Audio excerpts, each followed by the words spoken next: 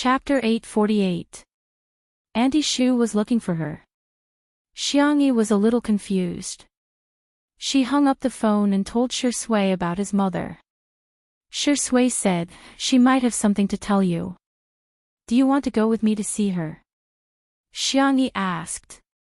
"She might not want to see me."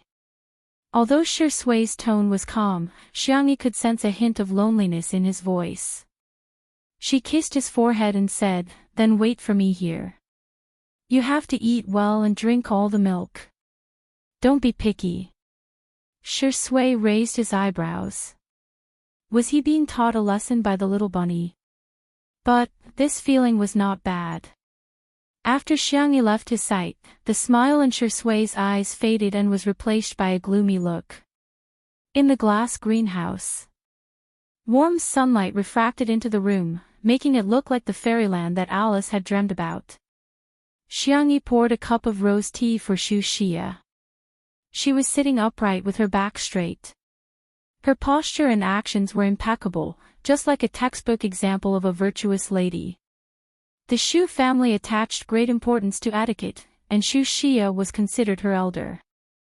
Xiangyi showed the attitude of a junior, but she was neither servile nor overbearing, and did not lose her poise. Xu Xia was extremely beautiful. Time seemed to be very tolerant of her and there were no traces of age on her face. She took a sip of the flower tea. The sweetness of the rose and the fragrance of the green tea blended together to create a rich and sweet taste. However, she only took a sip and put down the cup. She did not touch it again. "The last time I saw you, you were only 7 or 8 years old. In the blink of an eye, you have grown up." Xu Xia's tone was gentle. "How are your grandparents?" Xiangyi said, "Auntie, thank you for your concern. Everything is fine." Xu Xia was silent for a few seconds and said, "I heard that you and Shi Sui are together." Xiangyi nodded without hesitation. "Yes, we are dating. I watched you grow up. There are some things that I think you should know." You two have just started dating. You haven't seen his true colors yet. As time passes, you'll realize that everyone with the surname Shi is a lunatic." Xiangyi noticed that Xu Xia had deliberately emphasized the word lunatic. "So, Auntie, why are you here?" Xu Xia whispered, "Leave him. The Shi family had the genes of lunatics, and Shi Sui would one day go crazy too. Xiangyi, your mother and I are old friends. I can't watch her daughter fall into the devil's mire and end up as miserable as I was back then. You don't know, you can't imagine how painful it is to live with a madman all day long. Shi Sui is just a good-looking boy. He has witnessed his father's." Xu Xia seemed to be unwilling to talk about the past and vaguely said, "In short, his father is trash. He's the same. He might even be worse than trash." After saying this, she felt relieved as if the sword of Damocles that had been hanging over her head all these years had finally disappeared. She thought that she would see panic and fear on Xiangyi's face, but she did not expect the girl to remain calm. "Auntie, thank you for your advice." Xu Xia could not understand her reaction. "Don't you understand? I said that Shi Sui has the genes of that person." Xiangyi interrupted her. The girl's voice was calm. "Auntie, he is also half your blood bond." Xu Xia gritted her teeth. "That was the most humiliating thing in my life." Chapter 849. Looking back on the past, Xu Xia felt that everything was unbearable. To her, the so-called love wasn't beautiful at all. It was all pain and torture. Father Shi had outstanding attainments in art. When he was in his 20s, he had already achieved something that countless painters couldn't achieve in their lifetime. However, his love was stubborn and insidious. It was possessive and controlling. From restricting her social interactions at the beginning, it was extreme to restricting her freedom in the end. Xu Xia shuddered at the thought of those dark days. At that time, she thought that the only person she could rely on was her son, Shui. However, what made her bitterly disappointed was that the 4 or 5-year-old Shui actually stood in his father's position and advised her to obey Father Shui. He even once said, "Mommy, Daddy just loves you too much." Thinking of this sentence, Xia retched. Because the psychological trauma was too serious, her face paled visibly. "Aren't you afraid? Aren't you afraid that he'll turn into a lunatic, a monster, or a devil? He'll lock you up and not let you see anyone. He'll control your diet, clothes, even the fragrant shower gel will be chosen by him." Xia sneered. "You're still young. Maybe you've been poisoned by those novels and comics. You think that being a caged canary and a daughter flower clinging to a man is a romantic love that people yearn for. No. Let me tell you, that's not love at all. It's just a perverted restriction of personal freedom."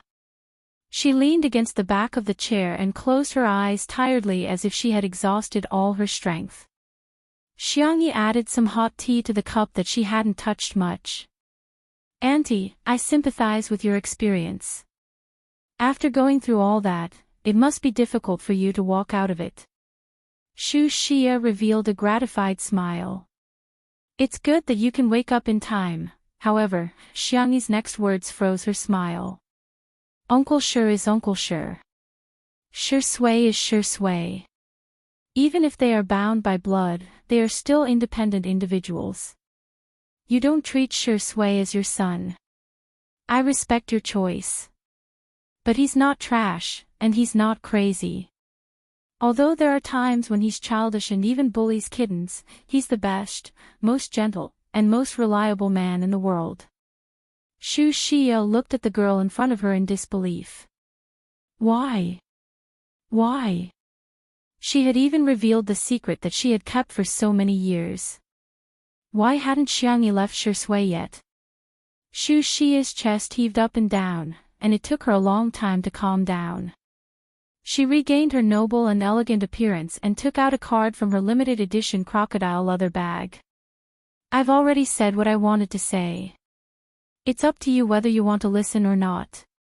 Take this card, and I'll pretend that I don't have a son." Xia said proudly, "Remember, if you choose him, then I won't give you my blessings." "Never."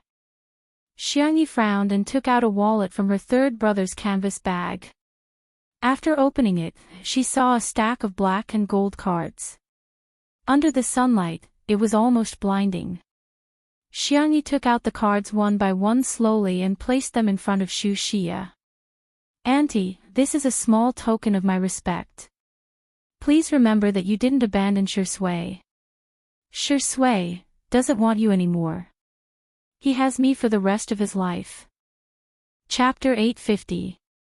Xia left out of anger. She left in a disheveled state, just as elegant as she came. She naturally couldn't accept Xiangyi's cards, but the cards that she threw at her were worse than slapping her in the face. Phew. Xiangyi exhaled and couldn't help but put a hand to her forehead when she recalled her childish behavior just now. She had only seen her uncle throw the cards at her and she felt extremely ashamed back then. However, today, she felt a little exhilarated. Ahem. She inadvertently looked around and saw the slender figure under the gardenia tree not far away.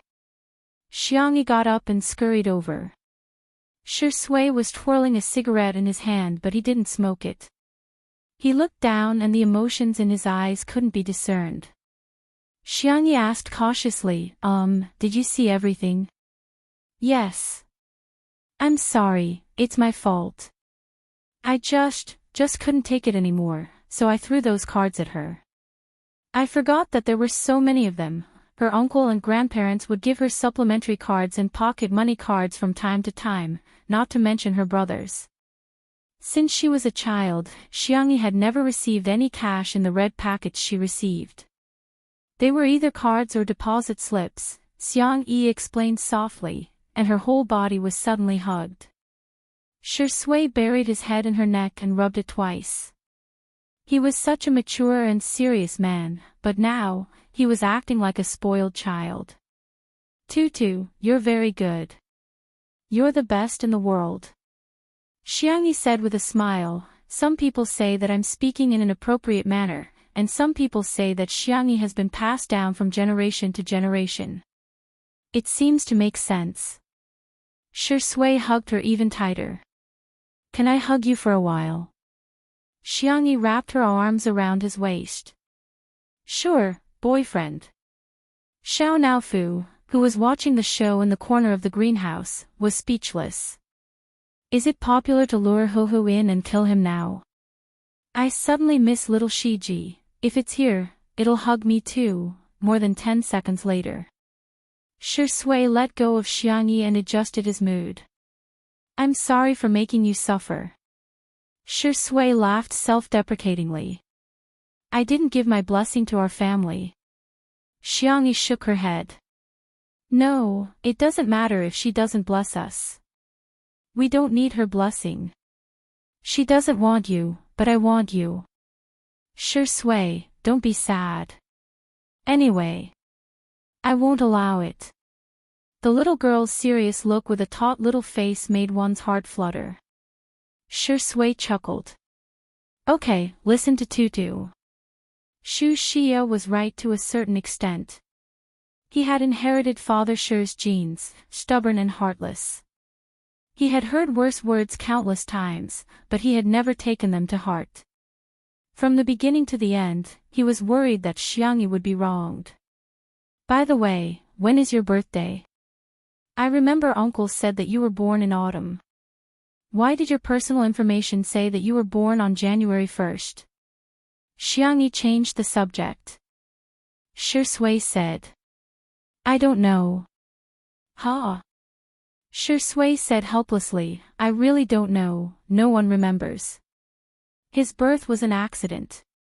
At that time, Xu Xia was born prematurely, and Father Shi's mental condition was already very bad. He refused to send Xu Xia to the hospital and hired a medical staff to deliver the baby at home.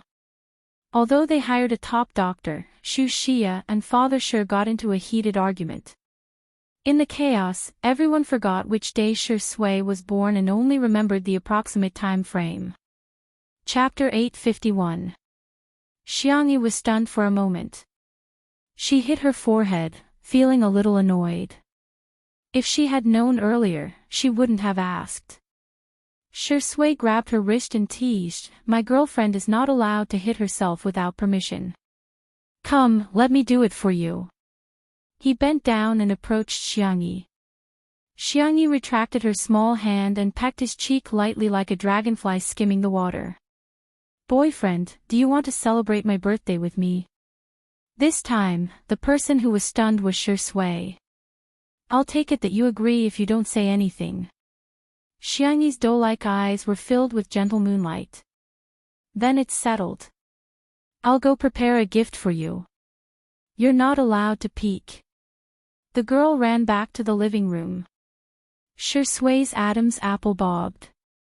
After a while, he suppressed his emotions and smiled. How lucky was he to meet his little bunny? Star City. In less than 10 days, the popularity of the account, Bunny, had plummeted and disappeared from the public eye. Yi stopped live streaming and used the star coins in her account to buy things without restraint. She even listened to people's words and bought the so-called wealth management products that guaranteed profits and no losses. She even paid off the loan. When she woke up, she realized that all her money had been taken away. Yi almost fainted. Soon, she was exiled to the barren Original Sin planet because she couldn't pay off the loan. She wanted to ask Fu Zichuan for help, but she couldn't contact him at all. When she finally contacted Fu Yunhue, the other party's attitude was very cold. Yi couldn't figure it out and asked, aren't we good friends? Everyone in the galaxy knows that we're very close. You've given me so many gifts. Fu Yunhue, I'm sorry, that's a reward for Tutu, not for you. Yi refused to admit it. I'm Tutu, really. I'm not lying to you. There was no reply for a long time. She sent another message, only to realize that she had been blocked. Yi's vision turned black, and she was in complete despair. She finally paid the price for her greed in courting death. After being exiled, Yi's optical computer was also confiscated. In the optical computer, Ling Yi was still fighting against the virus. He calculated the results. According to the current progress, he would be able to break the virus in 123 years and regain his freedom. However, that day would never come. The main system has found Ling Yi's location. It was only when he truly faced the main system that Ling Yi realized just how weak his so-called secondary system was. He couldn't even withstand a single blow. The main system had been operating for many years, and the amount of energy it had accumulated was undoubtedly terrifying. The simulated photon beam bombarded Ling Yi a few times, and Ling Yi's core data was damaged, causing him to fall into a near-death state. What shocked him even more was that the main system didn't kill him right away. Instead, it started the process of devouring him. Ling Yi's figure appeared on the main system's screen when he had devoured 2/3 of it. It was like a child discovering a new world for the first time, constantly changing its shape. Men, women, cats, dogs, and even all kinds of strange creatures. When it changed to Fu Sichuan's face, it exclaimed. It seemed a little familiar. That's not right. It searched through Ling Yi's memories and found Shusui's appearance. Wasn't this? The main system immediately locked onto Shusui's world through the countless planes of existence. Finally, it locked onto Shusui's world. Xiangyi had ordered a lot of gifts for Shusui. She inadvertently opened Weibo and saw the top trending topic. The girl's pupils shrank. #Shusui lunatic. Chapter 852. She tapped on the trending topic with her slender and soft fingertips. The page jumped to a video interview with a certain media outlet. The interviewee was Xu Xia. Xiangyi's fingertips trembled as she fast-forwarded through the entire interview.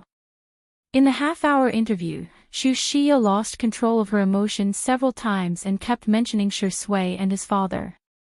The Shi family members all have mental problems. Shui has displayed emotional and cognitive disorders since he was a child. He's cold and emotionless, just like a block of wood.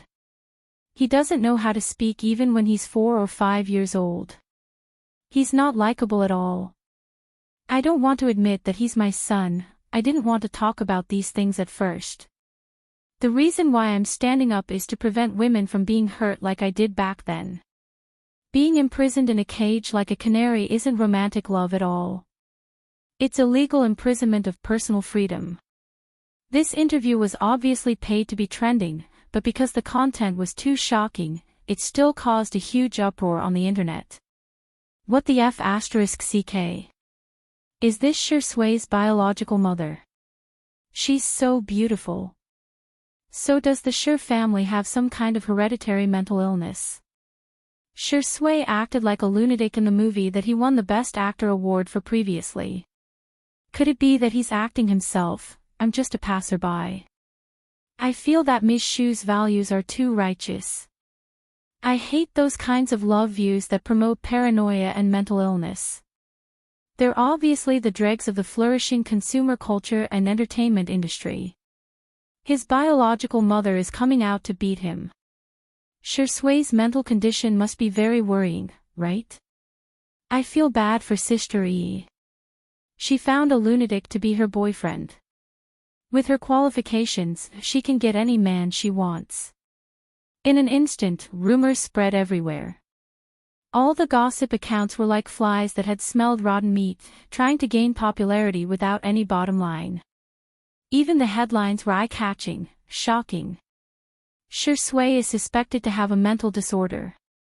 Click here to see a certain Shusui's biological mother revealing the secrets of a wealthy family. Untimely breakup crisis. The boyfriend she's dating is mentally unstable. Where should the nation's sister go? Xiangyi called Si Chuanbai and told him to deal with it immediately. Si Chuanbai said with a headache, "It's already in the public relations department. It's not difficult to remove the trending topic, but I found some clues." The person who volunteered to be interviewed was Madame Xu, and the account information of the person who bought the trending topic was traced to Madame Xu's bank card. "I'm afraid there's something else." Xiangyi clenched her phone and gently exhaled before she calmly replied, "All right, I got it." The girl stepped on her slippers and looked around for Shui. Through the floor-to-ceiling window, she saw a thin and slender figure. Shui was looking at her phone. She swiped a few times casually, looking indifferent as if she had expected this. He took out the cigarette box and suddenly thought of something. He threw the cigarette and lighter directly into the trash can. Xiangyi's heart clenched. What was Shui like when she was a child? She tried her best to picture it in her mind, but it was all in vain. After all, the two of them were separated by 7 years. She suddenly wondered if Shui would be very lonely at that time. Shui replied to Si Chuanbai, Xiang Feng, and the others' messages. Then, she sent a few WeChat messages to a person named Dr. Gu. Hearing the familiar sound of footsteps, Shui looked up and was knocked into the arms of a young girl who was running over. "You're not like what they said." The tip of the girl's nose turned sour. She was even sadder than when she was scolded. "You're the best." Chapter 853. Even the summer wind seemed to have become gentle. Shui patted Xiangyi's back and said in a lazy voice, "It's nothing. It's really nothing." Xiangyi looked up and stared at him for a while before whispering, "If you want to cry, I can lend you my shoulder." Shui chuckled and said, "Why is our tutu so nice?" Xiangyi said seriously, "You're the best." Whether it was the coat he used to block her way when she was 16 years old or the tissue he handed her when she cried when she missed her parents, they were all like family members, supporting Xiangyi's belief in doing tasks when she was about to transmigrate to another world. She was absent from Shui's life for 7 years, but she wanted to give Shui a future. "All right, Si Chuanbai will deal with those messy things."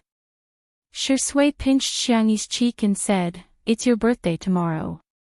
Our tutu must be happy." "We're celebrating our birthdays together," Xiangyi corrected him. Shui was silent for a while and said, "Sister Yi, let me tell you a little secret. I've never celebrated my birthday before I debuted." "Huh?" Xiangyi was stunned. "Isn't it? It's quite funny." Shui scratched his eyebrows with his fingertips. His eyebrows were high, making his peach blossom eyes look deep and affectionate. "No one remembers my real birthday. The company randomly filled in my birthday date. Later on, my fans would celebrate my birthday at that time. Although it's not my real birthday, I'm still very happy every year." Xiangyi felt a little sorry for him, but she hid it with a smile. "Then, you can celebrate your birthday twice a year." Shui smiled and said, "Yes, I've profited." Those dark, suffocating, and depressing memories were still there, but they would no longer affect him. His memories were now filled with a girl named Xiangyi. They became bright, gorgeous, and dazzling. Day and night alternated. The hot searches changed again and again. The popularity of Xu Xi's interview decreased greatly, but there were still people who paid attention to it. Everyone was speculating whether Shui had a mental disorder or not. Rainy Night, which he had previously starred in, had also been dug out and analyzed frame by frame.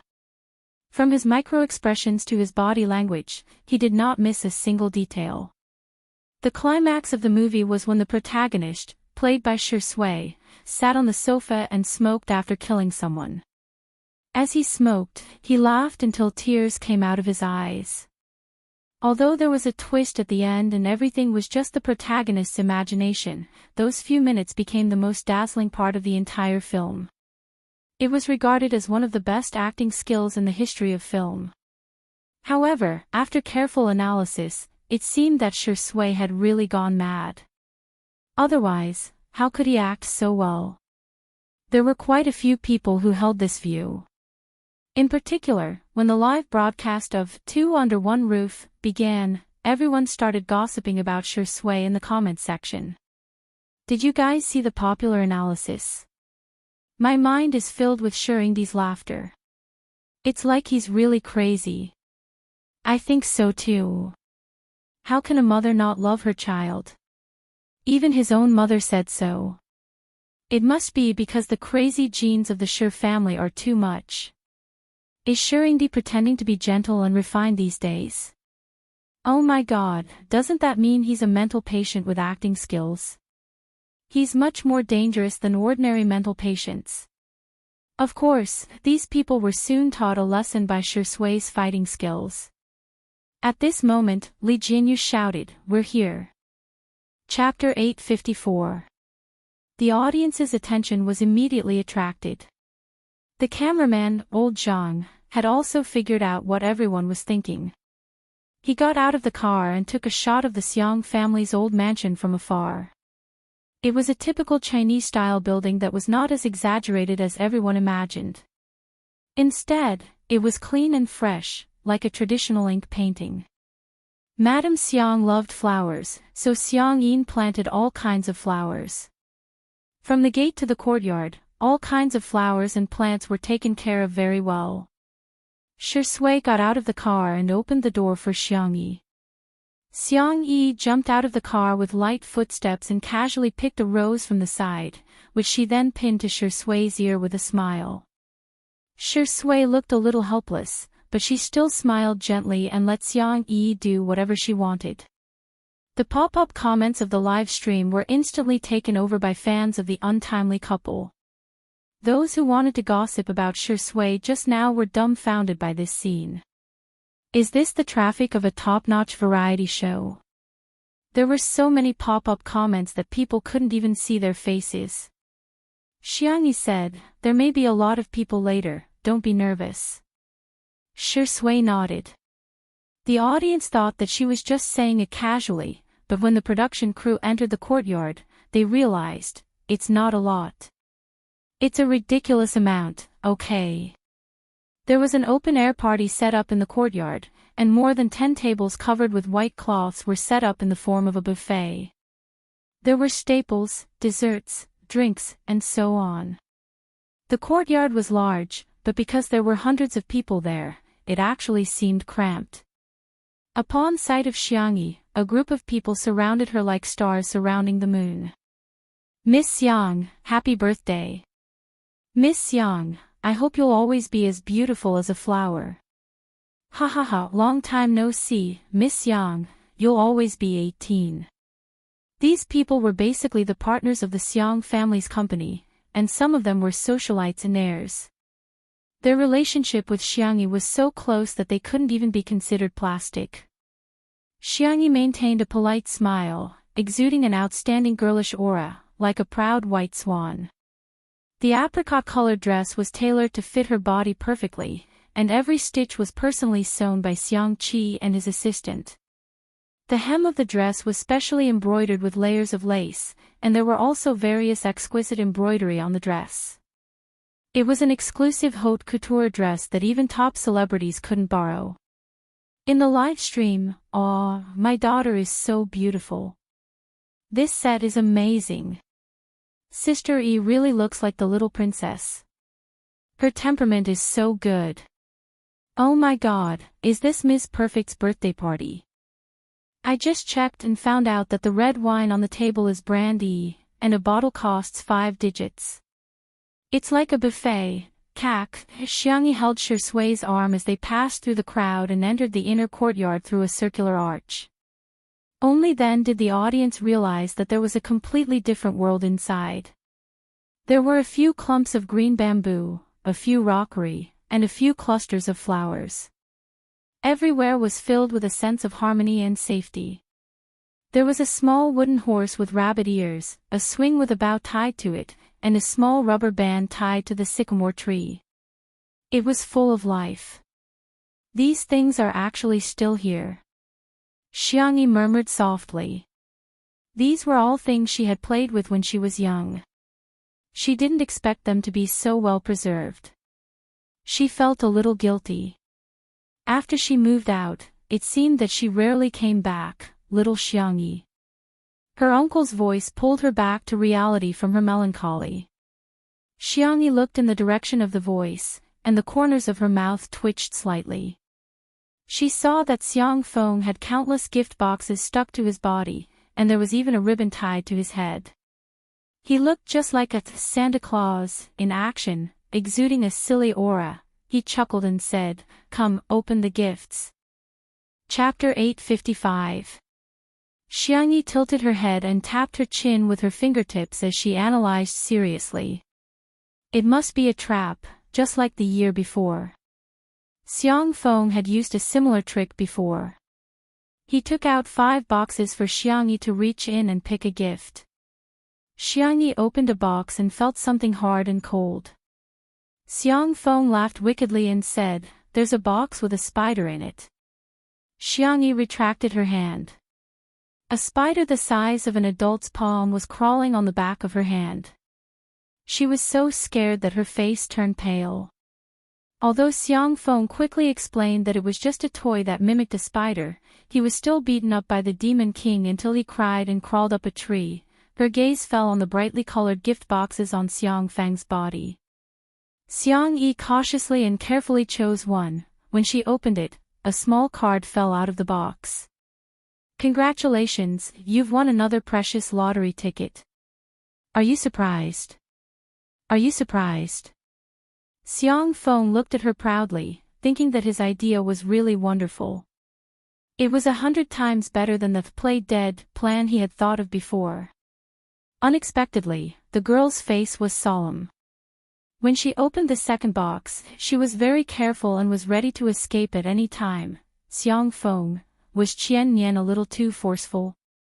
He had left a shadow in little Xiangyi's heart. In the live stream, the audience was amused by the interaction between uncle and niece. "Ha ha ha, where's the trust between people? What did little uncle give sister E before?" 2333.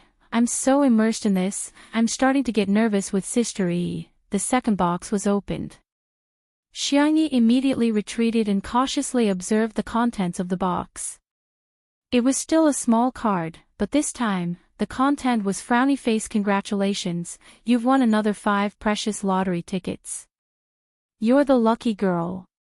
Xiang Feng, wow. 5 more draws, little Xiangyi is so lucky. Xiang Feng, was it an illusion? Why did it feel like his little niece didn't really want to draw? Shui chuckled. "Excuse me, can a family member draw on your behalf?" Xiang Feng glared at him. "What kind of family member are you?" Xiangyi smiled. Sure, you can draw for me." The man's bony hand slowly opened the gift boxes. +2 lottery tickets, +1 lottery ticket, -3 lottery tickets, Xiangyi. Why is there a reduction? It won't be a negative number in the end. Audience, ha ha ha, you're giving a gift. Xiang Feng. In your eyes, am I such a scam? Am I not the most reliable uncle in the world? Xiang Yi didn't say anything, but her eyes said one thing. Doubt. Xiang Feng, oh. Oh He was the one who brought shame upon himself. Shui moved quickly and it didn't take long for him to open all the gift boxes on Xiang Feng's body. They were all small cards. 1 + 5 + 3 + 2 + 1 - 3. Shui glanced at them and got the answer. 21, that's fast. Xiang Feng complained in a low voice. He cleared his throat and said, "Congratulations, little Xiangyi. You've won a total of 21 lottery tickets. Each ticket can be exchanged for a gift, 21 years old, corresponding to 21 gifts." Xiangyi was stunned. So she had misunderstood her uncle. Xiang Feng said mysteriously, "I didn't put a spider this time, I put a little frog. I caught it with my own hands. Ha ha ha ha ha. Sure sway. Audience. Xiangyi was so moved that she held back her tears. Chapter 856. Spiders and frogs happened to be the two creatures that Xiangyi was most afraid of. Xiang Feng, who had watched her grow up, knew this very well. The program crew looked at each other and came to a conclusion. Sure enough, there was a reason for everyone's love and bullying. The livestream viewers couldn't help but laugh. Oh, Xiang Feng, what kind of boss are you? Little frog, Xiang Feng, lonely, lonely, lonely, does it sound good? Smile, smile, case solved, little uncle's bullying status is well deserved. No one can shake him. Even though her little uncle was indeed a little unreliable, Xiangyi still hugged Xiang Feng. Little uncle, you're so nice. Xiang Feng said matter-of-factly, of course you're good to our little Xiangyi. Our little rabbit is worth it. Xiangyi's little face dimpled as her heart warmed. At this moment, Xiang Feng changed the topic. We've already used spiders and little frogs. What surprise should we prepare for next year? Lizards. Snakes. Little uncle's bad taste was really, Xiangyi sighed helplessly. Forget it, forget it. What else can my little uncle do? As long as he was happy. The three of them walked towards the living room. Xiang Feng was still showing off his excellent idea, skipping along as he walked when he suddenly heard his little niece whispering to Sure Sui. Except for the little frog, I'll give you half of my gift later. The man chuckled. Thank you, Sister Yi. Xiang Feng. Why did she dislike his little frog? He was the one who kissed it by the pond. Hand. Grab.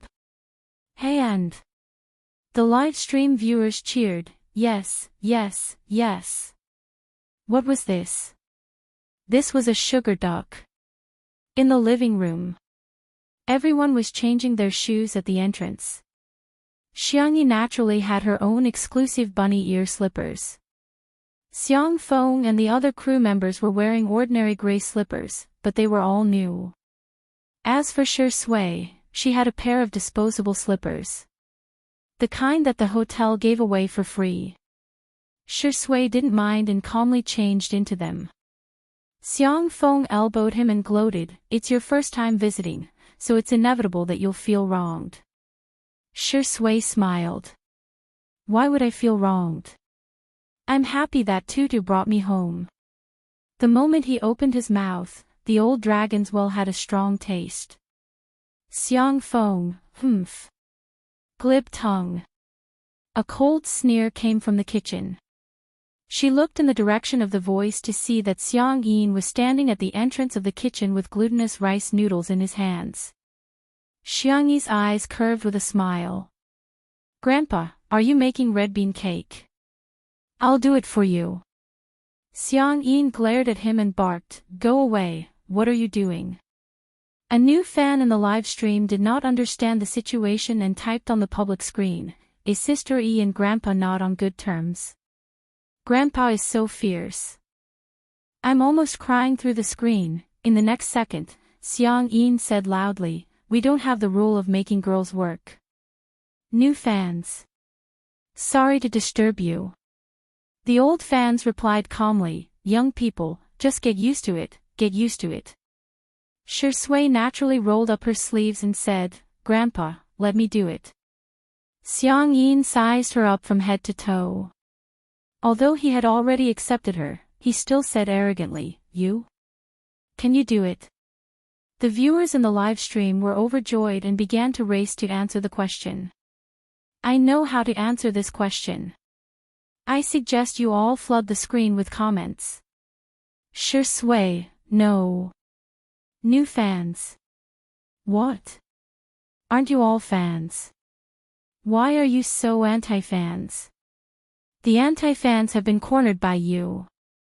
Chapter 857. Sure Sui didn't say much and simply entered the kitchen. She politely asked Xiang Yin a few questions and soon got the hang of it. A good-looking person would be pleasing to the eye no matter what he did.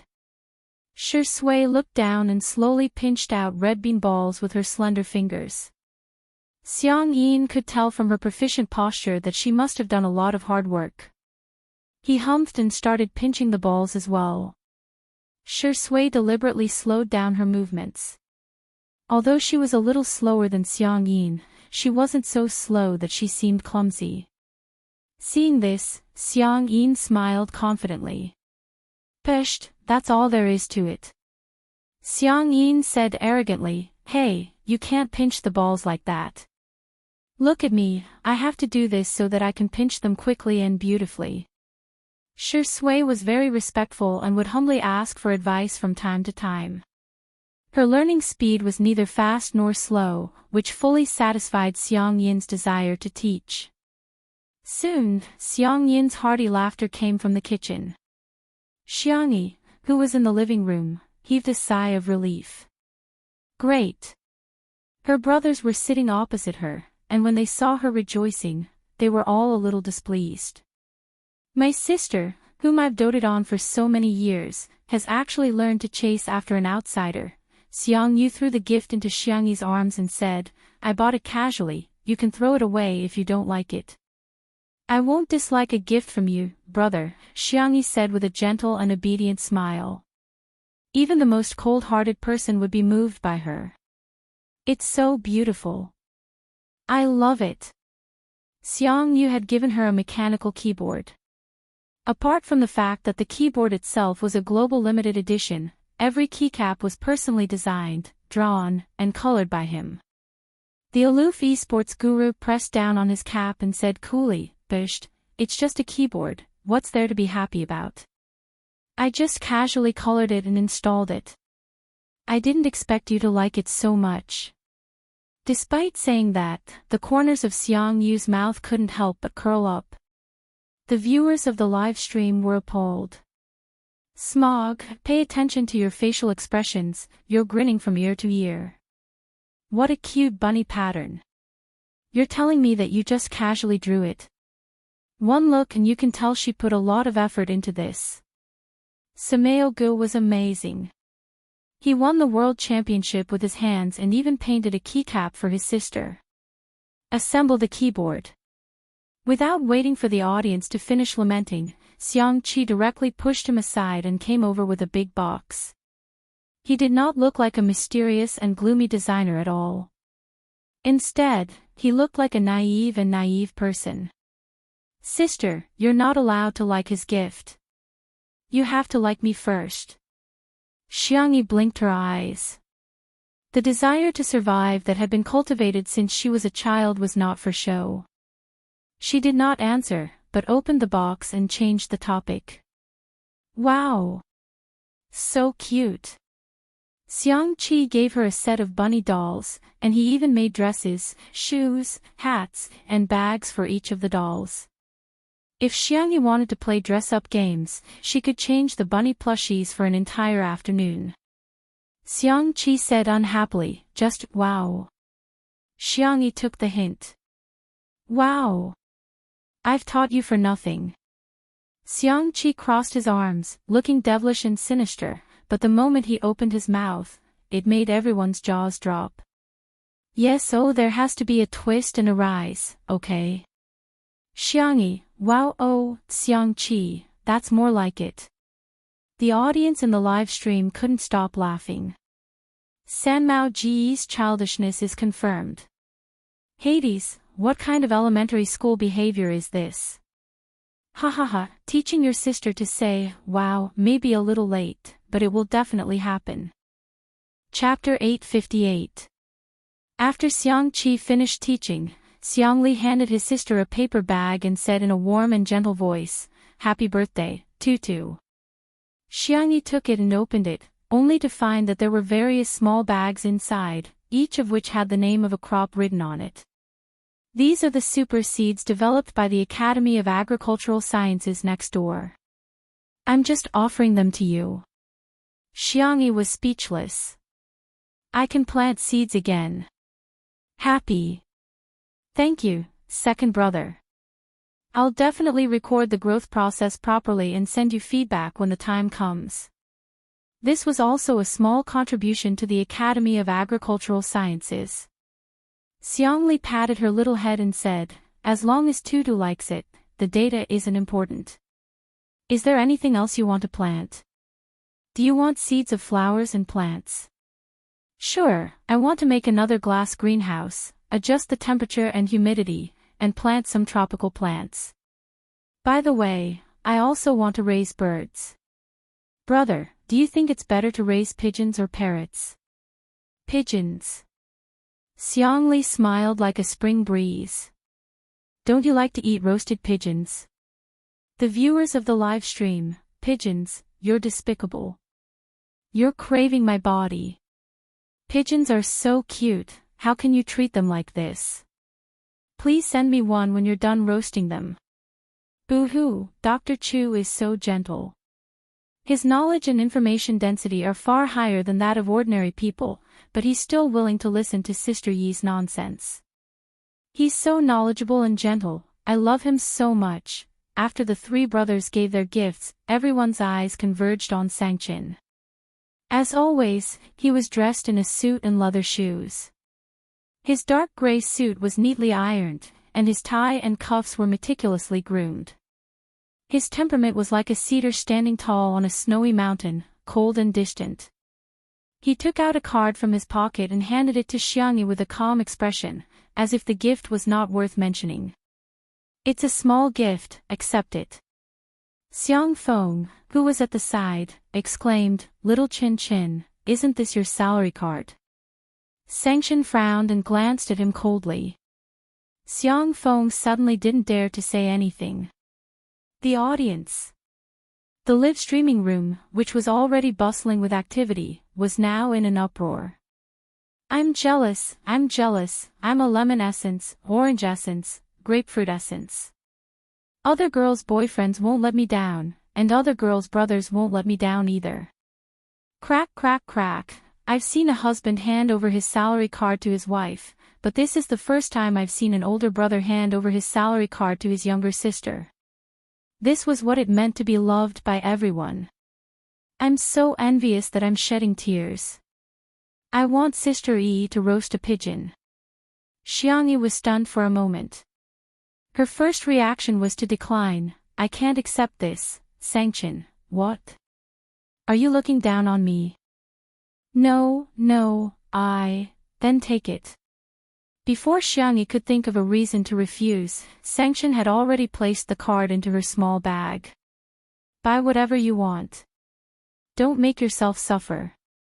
Sangchen, who had always been a man of few words, said a few more words of blessings, which was rare for him. Joy, peace, and peace. You can look forward to it. Xiangyi's eyes turned red as she nodded vigorously. Sangchen responded indifferently with an Suddenly, Xiangyi threw herself into his arms. Brother, you have to be well too. Sangchen's body stiffened. He wasn't used to such emotional expressions, but he still raised his hand and gently patted the little bunny on the back. You'll never have to grow up. I'll spoil my little sister for the rest of my life. Chapter 859. This scene made many people in front of the screen feel like crying. At the scene, Xiang Yu and the others were fine, but Xiang Feng burst into tears. Little Chin Chin, you've finally said something human after being a jerk for so many years. In an instant, everyone stood a little further away from him, lest they get implicated when the devil flew into a rage. The viewers in the live stream were originally in tears, but they burst into laughter at this moment. Feng, has your mouth been blessed? Ha ha ha, Xiang Feng must have been beaten up a lot since he was a child. Uncle Xiang's mouth is perfect for team battles. Once he opens his mouth, he'll definitely be able to draw hatred. Xiang Feng was crying so hard that tears and snot were flowing down his face. He even took the initiative to run over and hug the siblings. Be good, both of you. I'll take care of you for the rest of your lives. Sengshen looked at the tears dripping onto the sleeves of his suit, and the corners of his eyebrows twitched. Bear with it. What are you guys still standing there for? Let's hug. Xiang Feng roared at the other three. Xiang Yu and the others hesitated for a while, but all of them said no. It's disgusting, no way. You're too pretentious, sissy.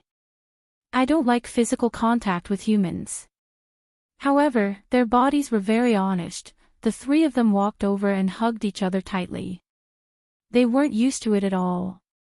However, it was surprisingly heartwarming. It was a wonderful feeling. Madame Xiang was sitting on a rattan chair not far away. Seeing this, she wiped her tears with a handkerchief. She was old and couldn't bear to see such things. Xiang Yin and Shi Sui, who were in the kitchen, also cast their gazes over. Xiang Yin said, "This little rascal has been unreliable for decades, but today, he's acting up." Shi Sui smiled gently at the side. Great. It's great that Xiang Yu is so happy. After the hug, everyone was a little uncomfortable. Xiang Feng was holding a tissue and blowing his nose while huffing and puffing. Sengshen looked at the snot that had stained his lapel, gritted his teeth, and silently took off his jacket. Continue to bear with it. It's Xiang Yu's birthday today, so I shouldn't beat Uncle Xiang up. Xiang Yi's eyes were red. She used the excuse of going to the bathroom and washed her face with cold water. Her phone vibrated. She picked it up and saw that it was a message from Nan. Nan how Nan, wow. Is your mother-in-law crazy? Xiang Yi sent a question mark over. Then, Nan sent her a link. Xiang Yi clicked on it, a few minutes later. In front of the washstand, the little girl was so angry that her shoulders were trembling. Other than her family, there were very few people or things that could make her so emotional. When the audio file reached the end, it automatically started to loop again. Leave him. The Shi family has the genes of lunatics, so sooner or later, Shi Sui will also go crazy. His father is trash. He's the same. He might even be worse than trash. Every sentence was like a curse. These were all the conversations that Xu Xia had with her in the glass greenhouse that day. What made Xiang Yi even angrier was that Xu Xia had tampered with her words. Auntie, have you ever thought that all of this is your problem? What are you talking to me about? I don't want to hear it at all. I just want to be with him. You're not fit to be Shi Sui's mother at all. I'm enough for Shi Sui. Please leave. After listening carefully, she realized that these words didn't sound smooth. It wasn't difficult for Xiang Yi to guess what kind of audio software was used.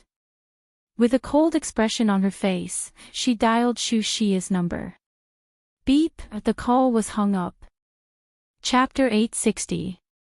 Xiang Yi bit her lower lip. She couldn't figure out why Xu Xia would slander her own son. The person who hurt her was Father Shi. What was the point of venting her anger on Shi Sui? Xiang Yi took a deep breath. She couldn't wait for Si Chuanbai to remove the trending topic, so she wrote a program to forcibly hide the entry. However, it was better to open it up. Hiding the entry could only control public opinion on the internet, but it couldn't solve the root of the problem. Xu Xia. The Xu family and the Xiang family lived in the same villa area. Xiang Yi planned to go directly to the Xu family to find the Xiang family. She didn't want others to know. Halfway through the window, she heard her little uncle's voice behind her. Little Xiang Yi, what are you doing? It's too dangerous. Come down quickly. Xiang Yi made a shushing gesture and lowered her voice. Little uncle, I'm going out for a while. I'll be back soon. Xiang Feng straightened his back and assumed the posture of an uncle. Where are you going? Xiang Yi hesitated for a few seconds and chose to be honest. That's about it. I'm going to the Xu family now. Xiang Feng, who had always been talkative, fell silent. Xiangyi sensed that something was wrong and narrowed her eyes. "Little uncle, do you know something?"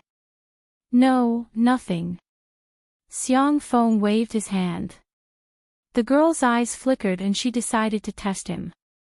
"Then I'll go." "No, no, no, wait." Xiang Feng strode forward and grabbed Xiangyi. "Don't go see that woman.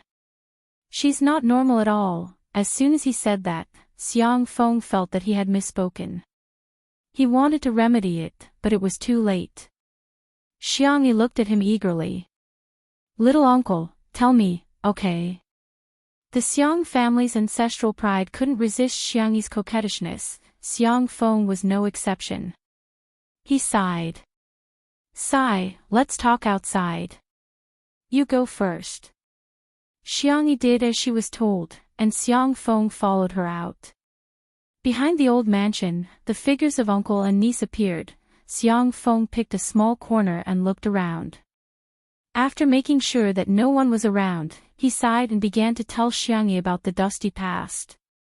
When Shi Yuan and Xu Xia got married, it was hard to describe it as a grand wedding. Everyone in South City was saying that the two of them were a match made in heaven. After their marriage, the two of them did spend some sweet time together. Soon, Shi Sui was born. Once, Shi Yuan discovered that his wife actually had dual personalities. On one side, she was a dignified and elegant young lady from a prestigious family. On the other side, she was a charming and enchanting bar dancer. I don't know exactly what happened, but Uncle Shi probably found out that Auntie Shu was fooling around with another man. Xiang Feng braced himself and explained, carefully choosing his words for fear of dirtying his little niece's ears. "But this is a conflict between husband and wife."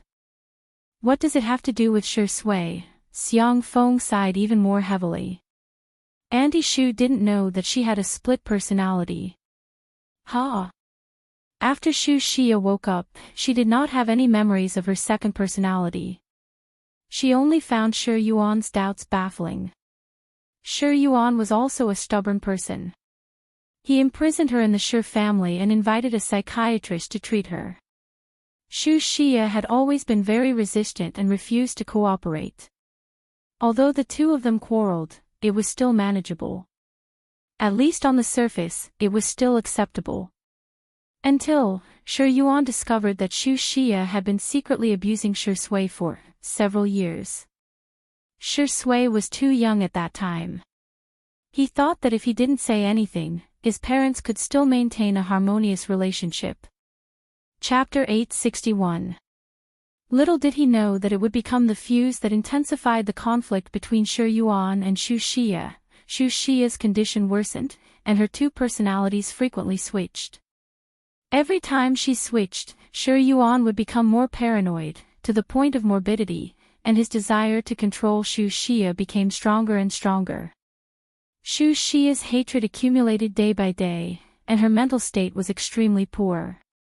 In her eyes, everyone wanted to harm her. Her body and mind could not bear the negative energy, and Shi Yuan's existence limited all her outlets. Shi Sui's sentence, "Mommy, Daddy just loves you too much," was actually deliberately said for his father outside the door to hear. He wanted to create an illusion so that his father would not hurt his mother anymore. As for him, it was nothing to be hurt a little. Anyway, he would get used to the pain. However, that sentence caused Xu Xia to transfer all her hatred to Shi Sui, who was only 4 or 5 years old at that time. She felt that Shi Sui was not the so-called crystallization of love, but the product of evil. Therefore, the abuse began to intensify. She was not a qualified mother, and Shi Yuan was not a qualified father. At first, he still spent some effort on his son, but later, he was possessed and all his attention fell on Xu Xia. For Sui, that period of time must have been very dark and painful. Sigh, let's not talk about it. Although he was such a dog, every time I think of how he was when he was young, I feel that there's nothing I can't forgive him for. Xiang Feng sighed. He was a few years older than Shi Sui, so he remembered it very clearly. When Shui was carried out of that hellish place, he was skinny and had all kinds of scars on his body. However, the little boy's expression was indifferent and numb, as if he had lost his normal perception of everything. What made Xiang Feng the most uncomfortable was when he saw Shui subconsciously cover his eyes with his hand when he came into contact with the sunlight. He couldn't help but wonder if it was because he was always hiding in the dark that he was afraid of seeing the light. Xiangyi listened in a daze. Her eyelashes trembled slightly and were stained with moisture. After a while, she raised her little face and held back all her tears. Now was not the time to be pretentious. Instead, it was when he was protecting Shui. Xiang Feng saw that her expression had changed from sad to calm, and for a moment, he was a little nervous. "Rabbit, don't think I'm pedantic, but this isn't suitable for you, you know? No matter what, Auntie Shu is still your elder. It's not good for you to go to the Shu family and make a scene." Xiangyi said indifferently, "There's no need to go." Xiang Feng breathed a sigh of relief. "It's fine as long as you don't go. I'm just afraid that Sui will hold a grudge against you." He suddenly reacted. "What are you going to do?" Xiangyi shook her phone. "Uncle, you don't think that only Madame Shu knows how to record, do you?" Xiang Feng. Was this even possible? "Sorry, this question is beyond the syllabus." Just as the public opinion was getting more and more heated, Xiangyi, who rarely posted on Weibo, suddenly updated her status. The content was very simple. There were only a few numbers, and a complete audio file was attached. Xiangyi v. 1. Rumors stop with the wise. 2. The rumormonger must be investigated to the end.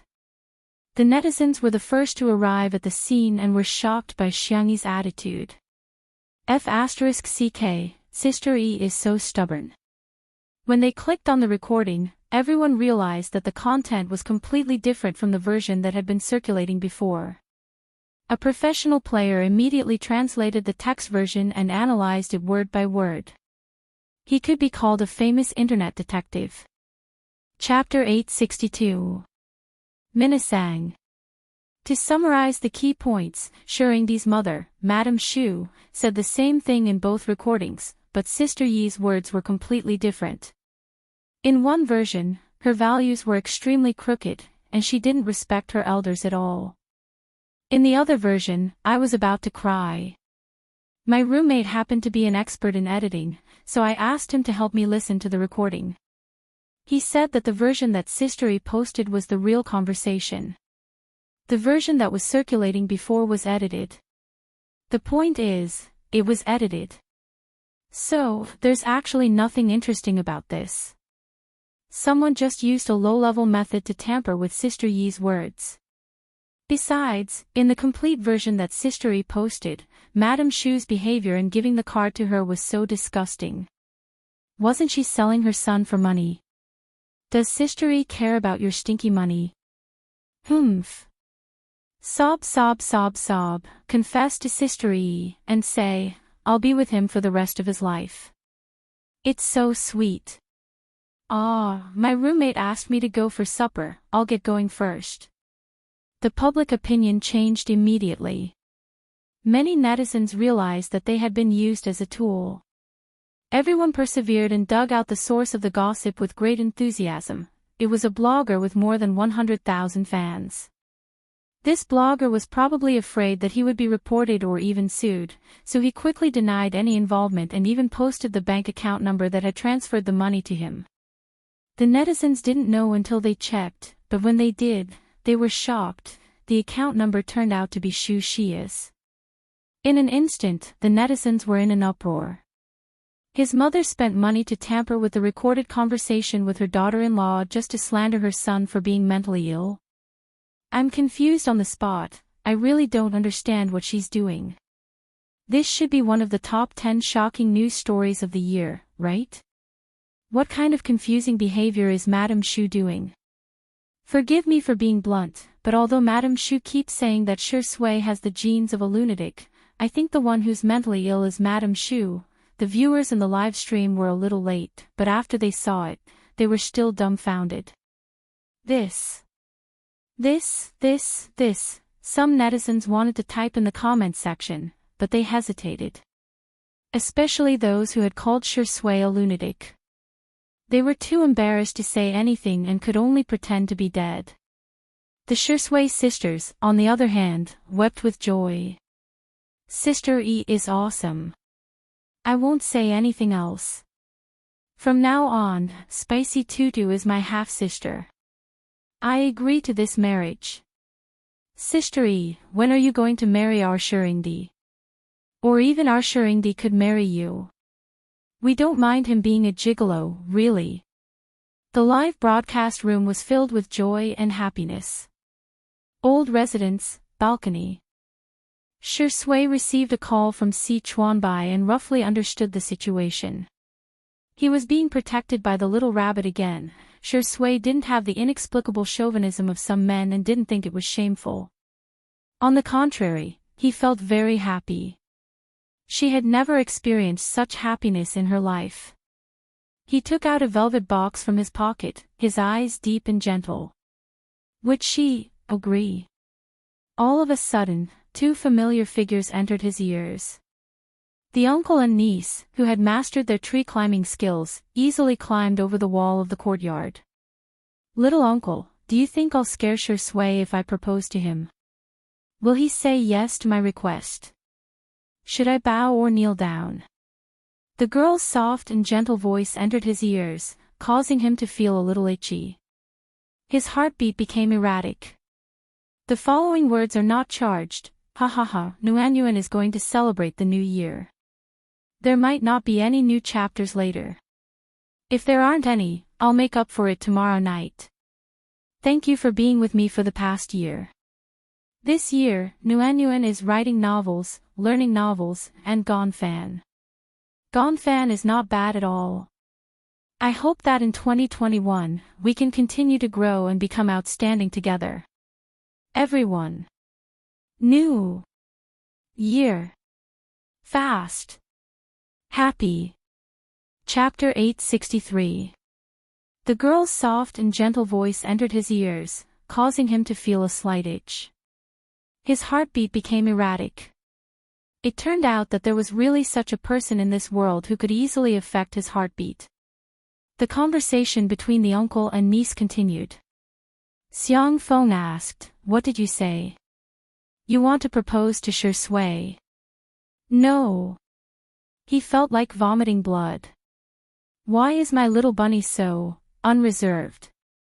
Xiangyi tilted her head and asked, why? How can a girl propose to a man? But love is a matter between two people. Be it a boy or a girl, everyone has the right to pursue love. Since a boy can propose to a girl, she can do the same. Why does it have to be a matter of gender? Xiang Feng was speechless. He scratched his head, unable to think of anything to refute Xiangyi. After a long time, he finally said, "What if he proposes to you first?" Xiangyi shook her head and said, "No, Shui is a shy and timid boy. He won't take the initiative to do such a thing." Xiang Feng was speechless. Shy. Timid. What does those two words have to do with Shui? Indeed, lust makes one dizzy. Look, my bunny is so muddle-headed. On the balcony, Shui raised his eyebrows and calmly put the velvet box back into his pocket. Being proposed to by little bunny, seems like a good idea. When Xiangyi returned to the living room, the cameras and gazes all turned to her. The girl's body had this kind of magical power. She was clearly quiet and indifferent, but she was exceptionally attractive.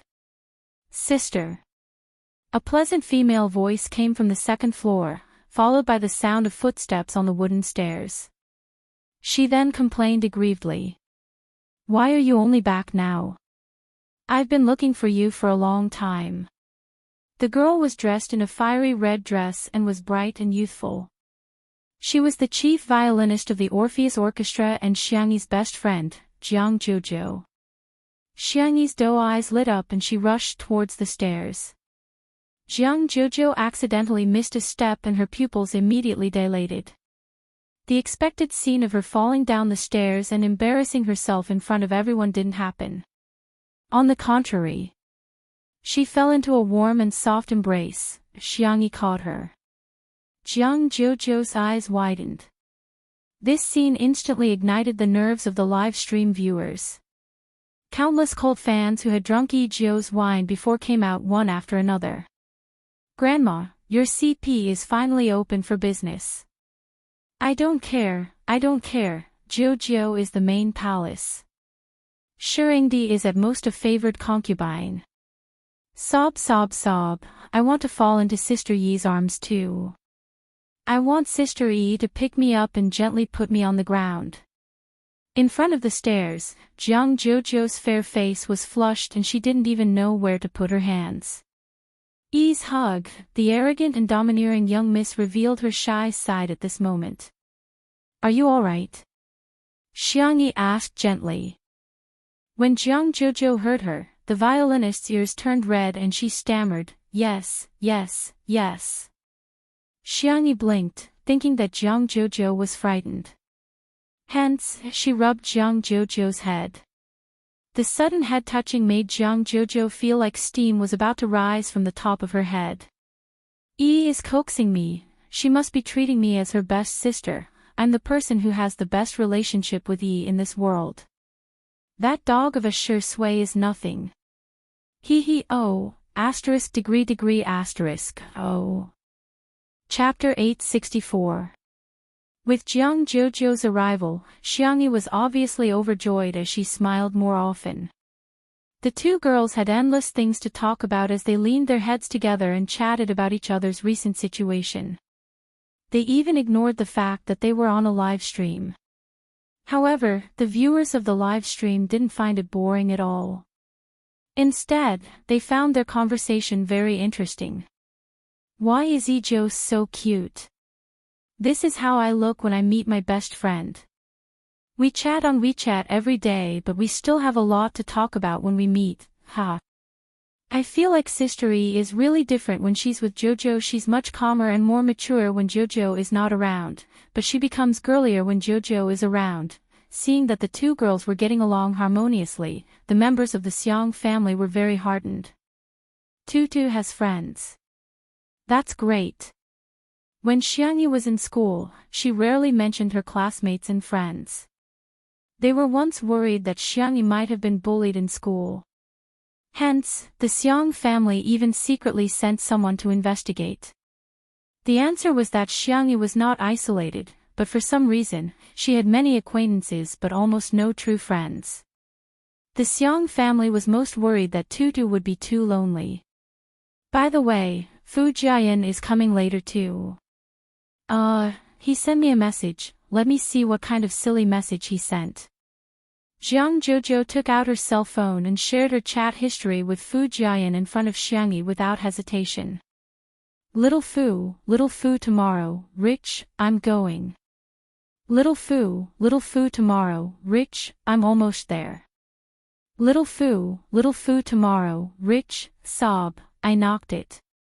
Jiang Jojo asked excitedly, what did you knock it on? Did the couple I told you about sprinkle sugar on you again? Xiangyi's eyes were also full of anticipation. Fu Jiayan sent a voice message over. I knocked my knee QAQ. Jiang Jojo couldn't help but roll her eyes. The viewers of the live stream burst into laughter. Turns out it's not that. Ignore him. Jiang Jojo pursed her lips and continued, why does he have so much nonsense to say every day? Here, this is my gift to you. I just casually prepared it. I didn't prepare it carefully. The young lady handed a gift box to Xiangyi. It was a beautiful champagne-colored ribbon with a greeting card and a small bouquet of baby's breath. The packaging was exquisite, and it was obvious that she had put a lot of thought into it. It was something that Sangchen and the others could not compare to. Only designer Xiang Qi could barely put up a fight. Then I'll tear it down. Open it. But let me say this first. If you don't like it, you can't return it. Xiangyi chuckled. Her slender and soft little hands gently untied the ribbon tied into a bow. In the velvet gift box, there was a delicate bracelet.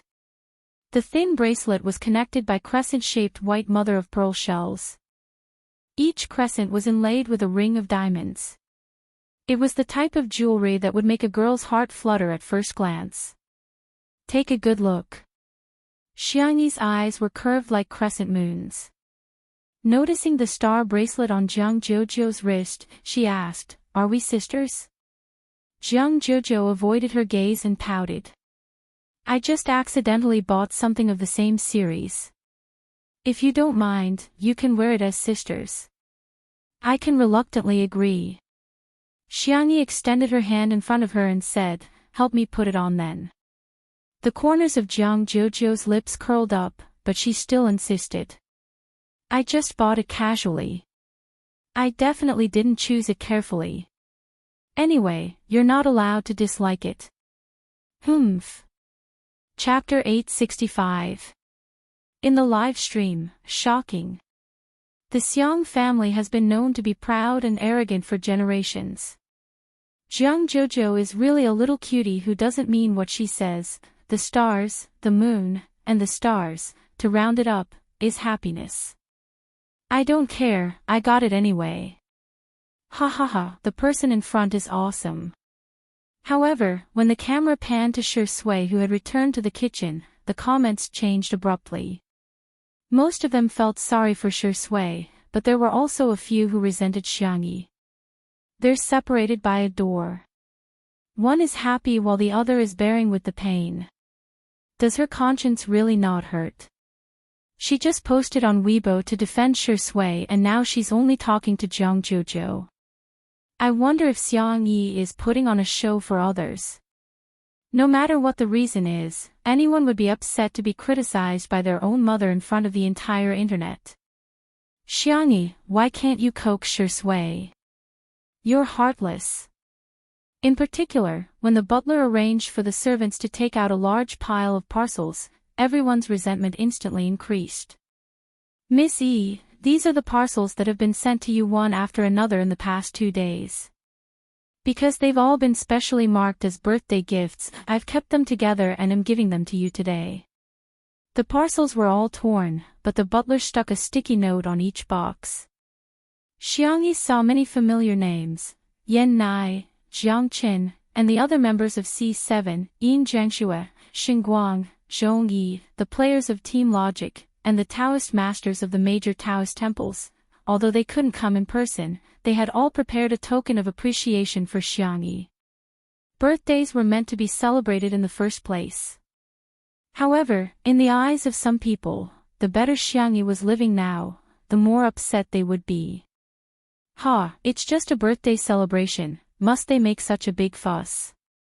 Extravagant. She has the cheek to accept gifts. I'm speechless. Shi Sui is so pitiful. He should marry a virtuous wife. If his wife is not virtuous, his family is not upright. How can he marry a woman like Xiangyi? Is he marrying her as a nanny or an ancestor? There were all sorts of strange discussions. No one could understand why there would be such dark thoughts in the world. Jiang Jojo opened the Xingqian app in a bid to watch the replay of the livestream. She took dozens of screenshots and edited them for her screensaver.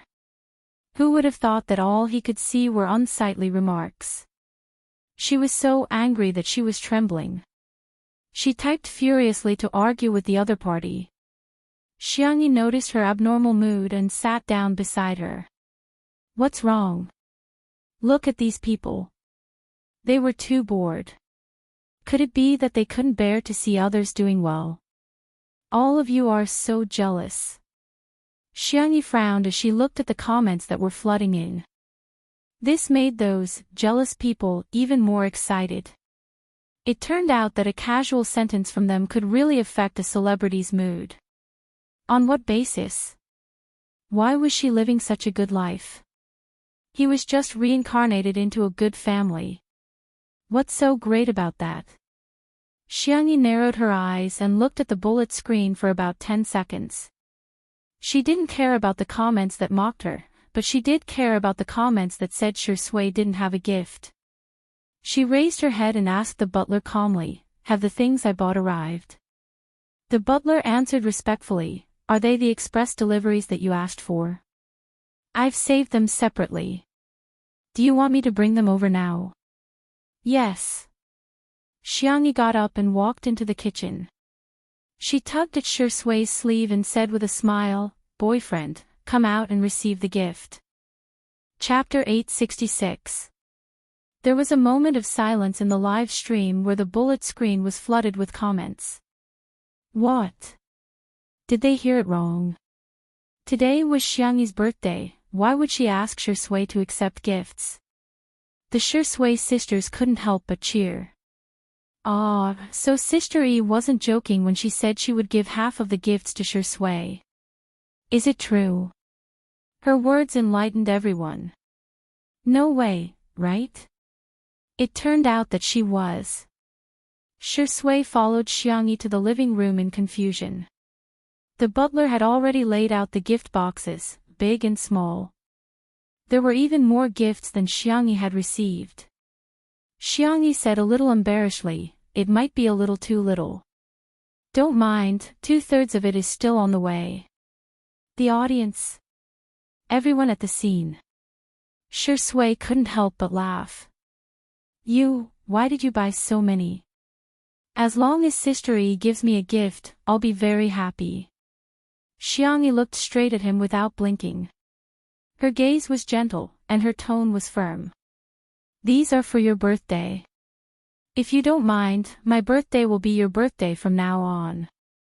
The birthday on your profile will also be your birthday. This way, you can celebrate your birthday twice a year." She had been there for his birthdays that no one had celebrated for him. She would make up for the regrets that no one had cared about. Shui's Adam's apple bobbed. He lowered his eyes and looked at Xiangyi with a restrained and deep gaze. The people in the live stream who had been fighting for justice for Shui were now as quiet as chickens, not daring to speak. They had thought that Xiangyi was heartless and wouldn't coax Shui. Unexpectedly, she had already prepared everything. She had even prepared so many gifts.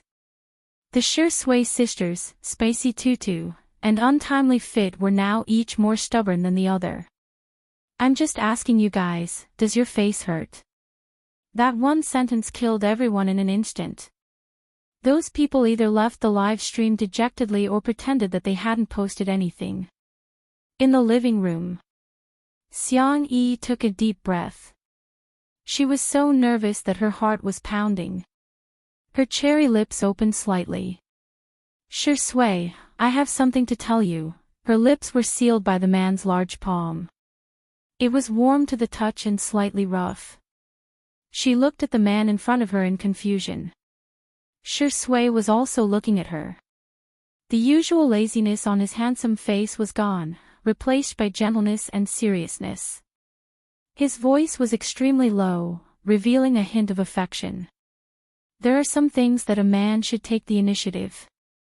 Xiangyi stared blankly for a moment before she suddenly realized something. He couldn't have heard it, right? Shui was dressed in a formal suit today. He took off his suit jacket, revealing a clean white shirt underneath, which was tucked into his black trousers elegantly. His voice was low and magnetic. "Xiangyi, I used to have a lot of dark and unbearable thoughts. I had never thought of climbing out of that abyss because I felt that even if I did, there wouldn't be a single ray of light. But one day, I suddenly changed my mind. I met my light. I met a gentleness that I had never met before in my life. I also met a stroke of luck that I had never met before in my life. She is the one and only girl in this world. She is the secret that I have hidden in my heart for many years. She is my yearning for all the good things in my heart. I want to protect my light. I want her to shine forever." The man knelt down on one knee and looked up at Xiangyi with a smile on his face. He was as pious as a believer praying to God. Marry me, will you? Chapter 867. Patter. Shui opened the velvet box that she had prepared beforehand. After opening it, the diamond ring inside shone brightly. It was an extremely simple design, but the design was ingenious and unique. A circle of fine diamonds surrounded the moon, with the water droplet-shaped pink diamond in the middle like a lover's heart. The moment Shui knelt down on one knee, the live stream of Two Under One Roof exploded. When the man's deep and gentle voice said, "Marry me, okay," the comments in the comments section set a new record since the start of the show. Wow wow wow wow. Ha ha. I declare you officially husband and wife, and send you to the bridal chamber. He's done it, he's done it. Shui is too good today. Since you've already proposed, it's time for the wedding, right? It was time to pick a place for their honeymoon, right? It's time to prepare for the baby's 1-month-old celebration, right? At this moment, even the audience, who didn't usually fall for the untimely couple, couldn't stop laughing. Ayaya, the past 2 months of live streaming were not in vain. These two children had finally come to fruition. The camera panned across the faces of the Xiang family. Xiang Yin humphed and pinched the dumpling in his hand angrily. Madame Xiang wiped her tears with a handkerchief, but there was a gratified smile on her face. Sengshen was as cold and distant as ever. However, his hands hanging by the side of his trousers were clenched into fists, revealing his knuckles and blue veins, revealing his emotions. Xiangli had a warm smile on his face like a spring breeze. He only raised his hand to push up his glasses. His black eyes behind the lenses flashed with a dark light, as if he was preparing to plot something. Xiang Qi was so anxious that he was jumping up and down. Xiang Yu pressed down on his cap while Jiang Jojo pouted in displeasure. As for Xiang Feng, he was so moved that he cried and kept muttering, "Promise him, promise him." The netizens jokingly called him an elite player on the front line, a true portrayal of the majority of CP fans. It felt like a few seconds had passed, but it also felt like an eternity. When the camera finally returned to Xiangyi's face, the netizens were all nervous, waiting for the girl's response. Xiangyi's reaction was slower than everyone had imagined. The girl was at a loss and subconsciously blurted out, "You proposed first, so can I still propose to you?" Poof! Whether it was the audience or the live stream, everyone couldn't help but laugh. How could she be so cute? To everyone's surprise, Shui's answer was, Shui smiled and said, "If Tutu wants to, it's not impossible." Everyone. The live stream audience. Listen, is this something a human would say? A dog, and it was Shui's dog. She could not be more flirtatious. Xiangyi considered it seriously for a few seconds. Then, I want to propose too. Shui's eyes revealed a trace of astonishment. Now? Yes. Xiangyi nodded vigorously. She looked down at Shui, but there was no arrogance in her eyes. Instead, she was full of sincerity. 16 years old. Love at first sight. 17 years old, always chasing after that person. 18 years old. I secretly checked the legal age for marriage. 19 years old. I dreamed that I would spend the rest of my life with him. I was happy for a long, long time. 20 years old. For some reason, I gradually drifted away from him. Fortunately, we were lucky enough to reunite in Two Under One Roof. 21 years old. The person I liked became my boyfriend. He is also my light. Xiangyi paused, and the girl's cheeks dimpled. His name is Shui. Hello, Shui. Are you going to marry me? Chapter 868. In the live stream, the audience was dumbfounded. Oh my god. Sister E actually proposed to him. What kind of crazy plot is this? Even the script of a movie wouldn't dare to do this. Ah! It's a double arrow. It's a double arrow of love. I believe in love again. Tie it, tie it, tie it. I'm going to burst into tears, lock it up for untimely. Forever and ever. Shusui's peach blossom-shaped eyes were no longer sharp and vicious. Instead, they were filled with deep affection and tenderness that made one unable to extricate themselves from it. He said, I'm willing. Xiangyi said with a smile, I'm willing too. Mutual proposal, mutual consent. There was a round of applause at the venue, and the live stream was also flooded with all sorts of clapping, sprinkling flowers, stars, and firecrackers emojis.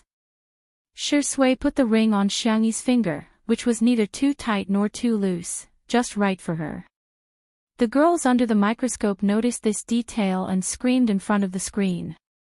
It was obvious that Shui had premeditated this from the start. Someone shouted, "Kiss her," and the crowd immediately cheered.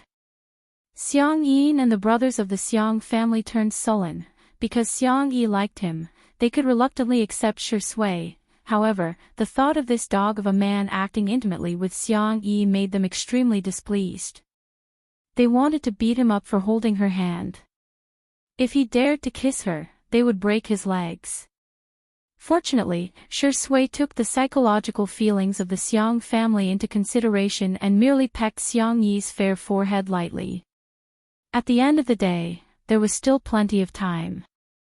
On the other hand, Xiang Yi took the initiative to tiptoe and kiss the corner of his lips, causing another wave of traffic to explode. The number of online viewers in the live stream rose again and again, and even seemed to be breaking through 30 million.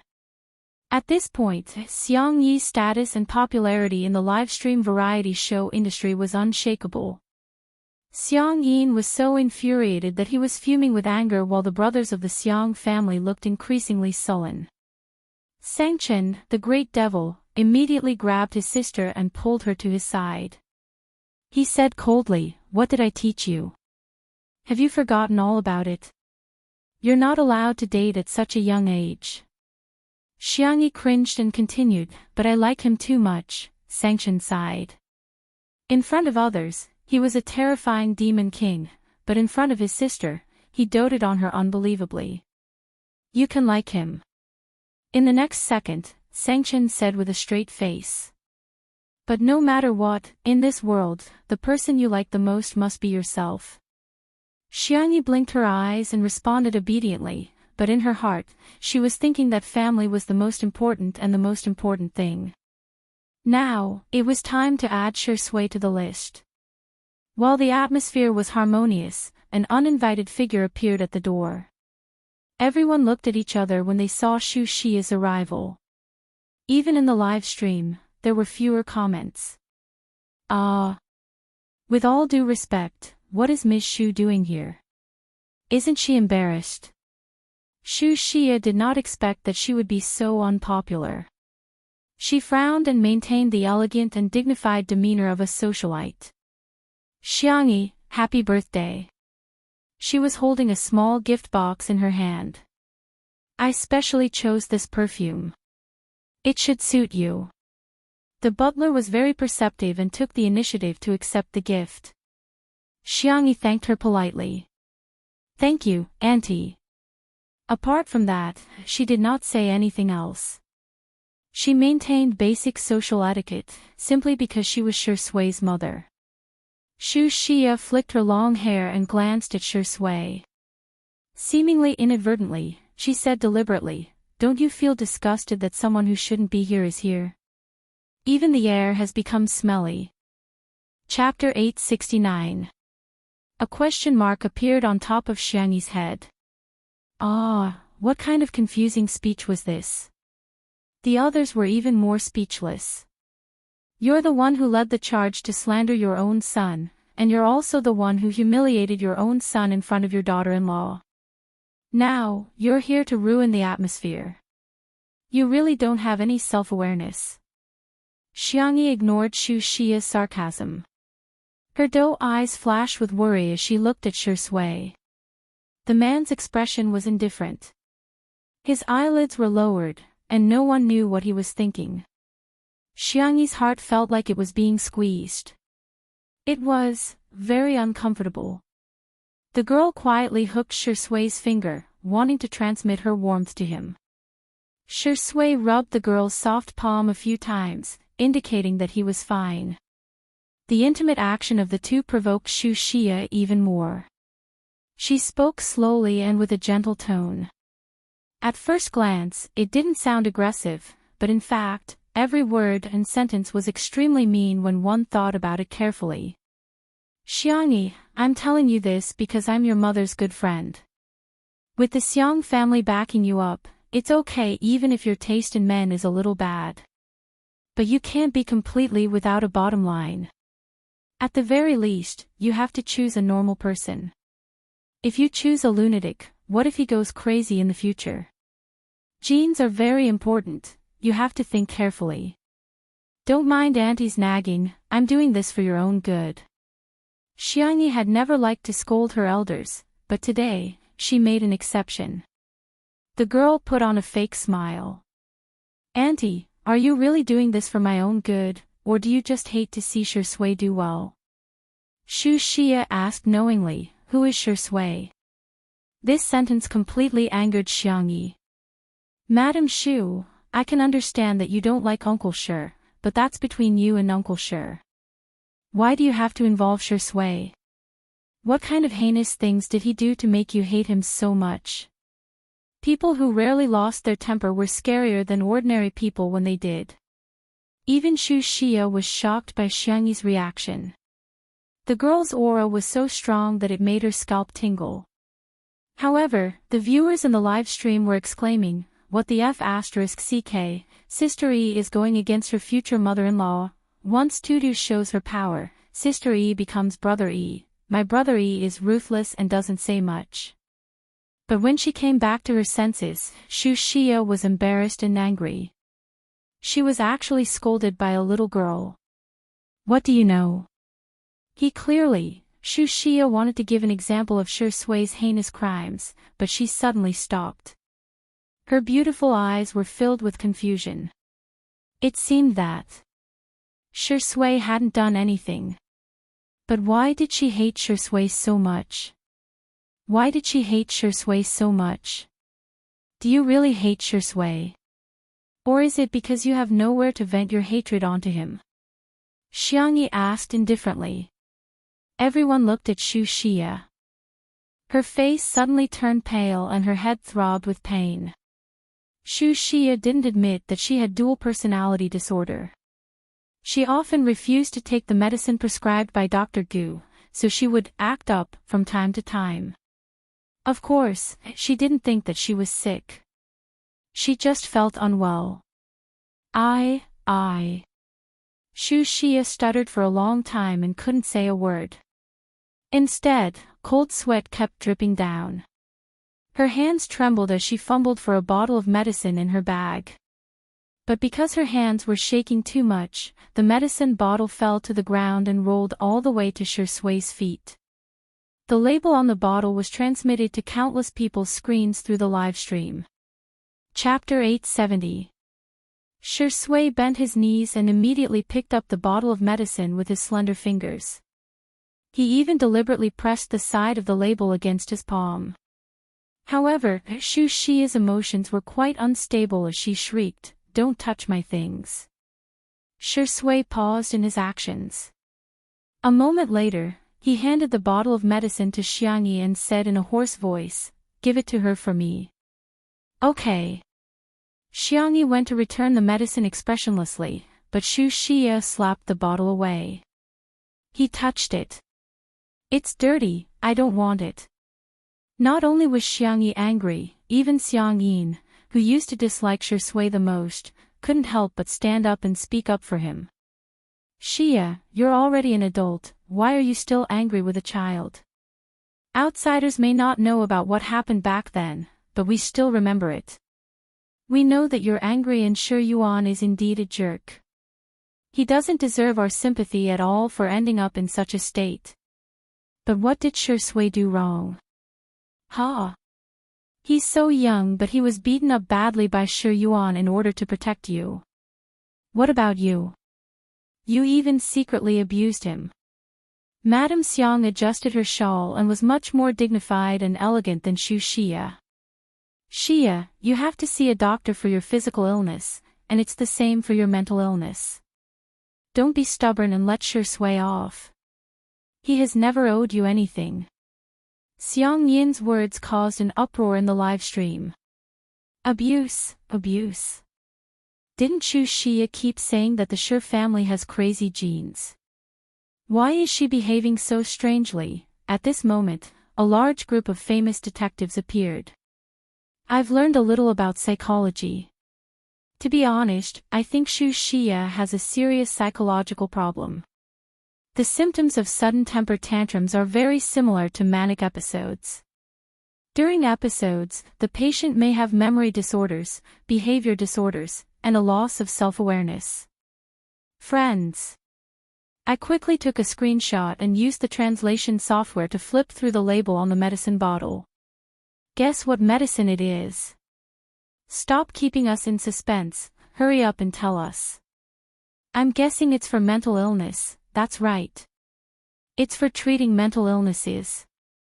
I just showed it to my colleague in the psychiatry department. She said that the medicine is prescribed for patients with severe bipolar disorder. Oh my God, I feel like I've eaten a big melon. Everyone was dumbfounded by what they saw. So, the one who was really sick was actually Xu Xia. However, she kept saying that Shui had the crazy genes of the Shi family. It was too ironic. Xu Xia had no idea that she had been exposed by the netizens. Her eyes were red as she looked at Shui with hatred. Shui slowly walked up to her. He was no longer the little boy he used to be. Now, he was even taller than Xu Xia, who was wearing high heels. What are you doing? Xu Xia asked cautiously. Stay away from me. Scram. Shui's expression was calm and his voice was calm. I've never hated you. This one sentence made the hysterical Xu Xia quiet down.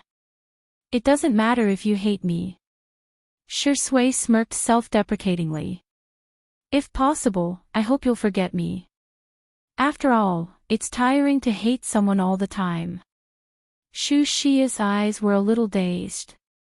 She seemed to have looked past the slender and thin man in front of her and saw the little boy who had protected her when she was curled up in the corner back then.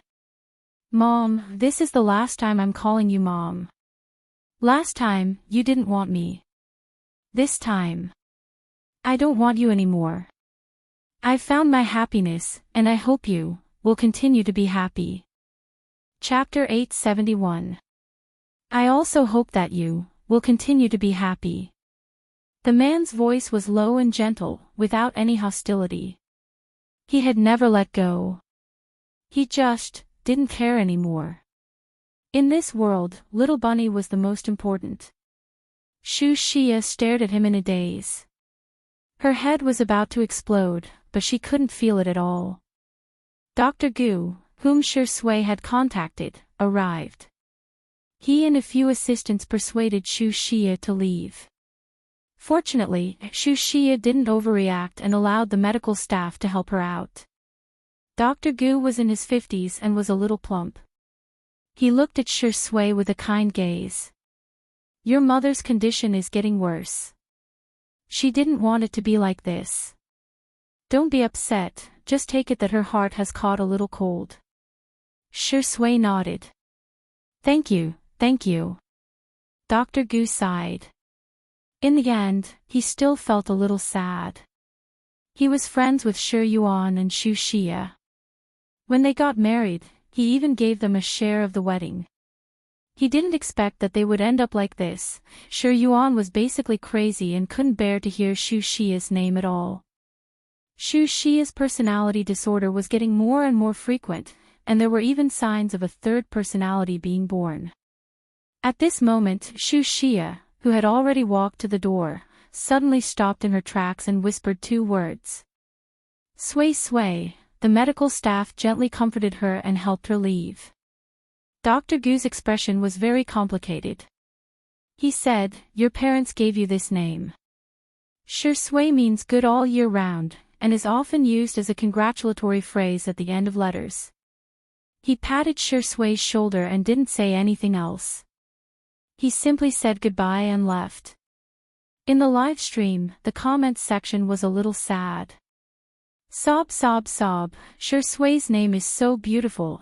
Ah, I've seen the love letter my grandfather wrote to my grandmother, and the ending was a compliment to Shi Sui. Maybe Shi Sui's parents also had a wonderful time in the beginning. This name is obviously filled with blessings for the child Kak. Shi Sui looked calm and steady, but Xiangyi could still feel his sadness. She went to Li Jianyu and said a few words. Not long after, Li Jianyu announced in front of the camera, "Today's live broadcast ends here. After all, it's Sister Yi's birthday. We won't disturb her reunion with her family." Many of the audience protested. Broadcast it. Do I lack this bit of traffic? Play another 5 gigabytes. I want to see the Xiang brothers climbing a tree in a group. The child has been looking forward to it for a long time. Woo, although it's a pity, I still want Sister Yi to be happy with her family. Am I the only one who thinks that Sister Yi asked the director to stop the show because she was concerned about Shi Sui's feelings? But Li Jianyu's tone changed, and he said with a smile, "Do you guys want to see Sister Yi's unboxing video? We can arrange a row." All of a sudden, the pop-up comments flooded the screen, all of them expressing their interest. Xiangyi was still a little confused, so Wan Qing explained to her, the unboxing video can simply be interpreted as the opening of a package and then showing the contents of the package. So, it's just to show everyone what I've received as a gift? Xiangyi asked innocently. Will anyone want to see it? In the live stream, I'm begging for the unboxing video. Yes, yes. If you dare to record it, I'll dare to watch it. I really want to see what Sister Yi has received. Chapter 872. Li Jianyu showed Xiangyi the comments. Xiangyi said good-naturedly, "Since there are so many people who want to see it, let's record it." Ha ha ha, okay, I'll record it for you later. The live stream came to an abrupt end, but the audience didn't think much of it. Instead, they were looking forward to the video of Xiangyi unboxing. After turning off the live stream, the Xiang family was obviously more relaxed. After Xiangyi kneaded the red bean dumplings, he placed them on the pot to steam. He wiped his hands and went out of the kitchen with Shi Sui. In the living room, Xiangyi, Sengchen, Xiangli, and Xiang Feng were playing cards. Jiang Jojo and the others were watching from the side. Xiang Yin humphed and said, "Why are you standing beside me? Hurry up and help little bunny." Shi Sui smiled obediently and said, "Okay, Grandpa." Xiang Yin was speechless. She calls me Grandpa so easily. Shi Sui sat down beside Xiangyi calmly while the Xiang brothers glanced at her without saying anything. Jiang Jojo humphed and refused to look at Shi Sui. The game was still going on. The 3 highly intelligent players with amazing memory and mental arithmetic skills were up against the heartless Xiang Feng. Without comparison, there would be no harm. Xiang Feng was once again the lowest IQ player in the Xiang family. He was like a money spreader who was losing money every single time. Xiangyi discovered that she was particularly lucky. Regardless of whether she was a landlord or a commoner, she could win almost every single round. Soon, there was a large pile of chips in front of her. Her cell phone kept ringing. You have received a transfer of 56,000 yuan. You have received a transfer of 78,000 yuan.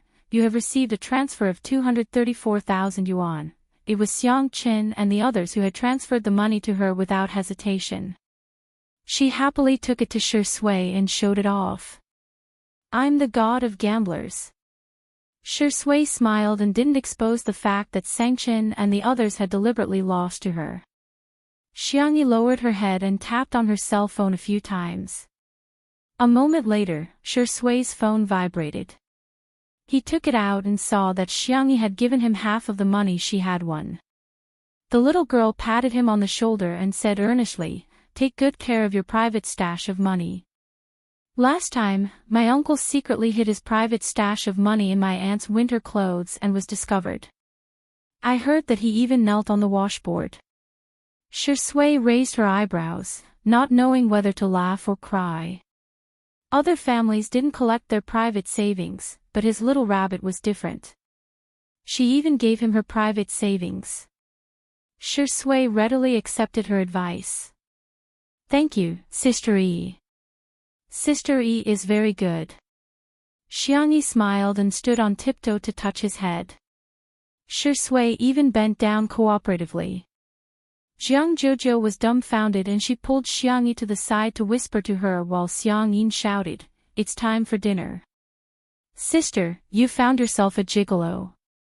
"Well, Shi Sui's face is quite fair. You clearly know that's not what I meant." Jiang Jojo was exasperated and knocked Xiangyi's forehead. "He's a man, how can he have the cheek to take your money? What's the difference between this and keeping a mistress in your house?" While they were talking, Fu Jiayan rushed over and happened to run into Nan and Si Chuanbai. They couldn't help but exchange pleasantries. "Wow, sweetheart, your bag is so cute." Nan was full of praise for Xiangyi's bag. Xiangyi said with a little pride, "My third brother made this and there's a card pack that he designed inside."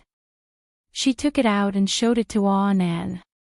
Si Chuanbai, who was at the side, noticed the cards in the card pack and said meaningfully, "Shi Sui, you dog, ahem, good man, it turns out he gave you all his money." Chapter 873. Ha! Xiangyi was puzzled. Si Chuanbai reminded her, "Your card wallet." Xiangyi looked at it but didn't find anything strange. Nan also leaned over and asked adorably, "What's wrong with the card wallet?" "It looks pretty good." Si Chuanbai was speechless at the two of them. He said helplessly, "Don't you guys notice that there are a few extra cards?" Nan asked. "Really?" Xiangyi said. "I think so. It couldn't be helped." Xiangyi had the supplementary cards of everyone in the Xiang family, as well as her own bank card, wealth management card, and pocket money card. It was a mess. There were too many cards. Si Chuanbai was speechless. Is this the trouble of being loved by everyone? TSK, Si Chuanbai pointed out a few of the cards and said, "This is Shi Sui's most commonly used card. Usually, she would transfer her salary and endorsement fees to it. This is Shi Sui's investment and wealth management card. She should have saved up a lot over the years." And this one, Nan was stunned after hearing that. They haven't even gotten married yet and Shi Sui has already handed over his salary card. Si Chuanbai said, "It's not just his salary card. He has handed over almost all of his belongings to you. I reckon he only has some pocket money on his phone now." Jiang Jojo, who was beside Xiangyi, was also speechless. She thought that Shi Sui was a gigolo, but she didn't expect, he's quite self-aware. What kind of love is this? Sob sob sob. I got it, I got it. The number one couple fan, Nan, was extremely excited. It's another day of crying for untimely couple. He's even handed over his dowry. This is so sweet sob sob sob. Si Chuanbai said calmly, "I'll hand it in too." Xiangyi went to look for Shi Sui. Nan looked at her with his hands in his pockets and waited for her to drop some candy. His fingers touched a cold and hard object. He took it out and found that there was a black men's wallet in his pocket. He asked with a look of bewilderment, "Mr. C, how did your wallet end up in my pocket?" Si Chuanbai said, "You picked it up, so it's yours." How can that do? Although I'm not good at studying, I still remember what my kindergarten teacher taught me: return the money you pick up. Here, take it back. Si Chuanbai's strict and cold face slowly turned red, and even his neck turned red. He gritted his teeth and said, "Why did I? Why did I? You're such a fool." The words missing in the middle were drowned in his mouth. Nan was confused, as if he had fallen into the clouds. He felt that Mr. C was very strange today. Jiang Jojo suddenly covered her mouth. DBQ sisters, she couldn't be bothered to be angry. Now I just want to be a couple. Oh. Lunch was served one after another. The cook had been with the Xiang family for many years, so the food he made was always the family's favorite. Of course, she also followed Miss Yi's instructions and made a few of Mr. Shi's favorite dishes. Xiang Yi asked, "Did you put the card in?" Shi Sui picked up her favorite dish and said, "Okay. Then what will you do if you give it to me? It'll be inconvenient for you to use money in the future. Why don't you take it back? Are you worried about me?" Shi Sui poured a cup of buckwheat tea and placed it at the spot where Xiang Yi was most convenient for her. "I'm afraid that you'll go hungry." Shi Sui's thin lips curled up slightly. "I won't starve to death. Whatever other children have, Tutu must have too. Whatever others give to Tutu, I must give it to her too. Then leave it with me first. If you need money, contact me." Xiang Yi patted her chest and promised, "Don't worry, I won't run away with your money." Shi Sui's gaze stopped somewhere for a moment before he looked away. His Adam's apple bobbed up and down. Chapter 874. During the Xiang family's gathering, apart from the usual eating, there was naturally an activity that the whole family loved to do: drinking alcohol. Li Jianyu and Ruan Qing also had a meal together. The two of them watched as the Xiang family members got drunk and climbed trees, windows, and bookshelves. Even the most reliable Sanction stared at the rockery in the yard for a long time. The two of them looked at each other speechlessly. Fortunately, it's not live-streamed. Otherwise, this family's image would be ruined.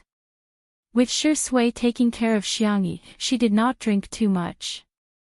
After the meal, she even cooperated with him to record a video of her unpacking. Li Jianyu personally took action. His style of filming was not the high-end and simple style of blockbusters or variety shows like Old Zhang. Instead, it was warm and beautiful. The background of the video was chosen to be Xiang Yi's old room, which was decorated in warm colors. The wooden floor was covered with a fluffy white carpet, on which Xiang Yi sat cross-legged and opened the packages one by one. The first package is... Let me see, it's from Ronghuai. I'll open it then. Xiang Yi's fingers were slender and soft. Even the sight of her opening the package was a beautiful pleasure. Wow, it's so cute. Ronghuai had given her a backpack with a cartoon rabbit. He even wrote a small card saying that he's currently attending an art examination class and that he personally caught this backpack from a claw machine near the class. Wow, I hope everything goes well for his art examination. Xiang Yi tried to carry it and showed it to the camera. This looks good on my back too. Ruan Qing, who was beside her, gave her a thumbs up. Sister Yi can do it. After some simple training, she got the hang of it just like that. An internet celebrity is going to open the box. The second package is from Daoist Ren. It's a can of tea leaves, a few bottles of spring water, and a ticket to his Daoist temple.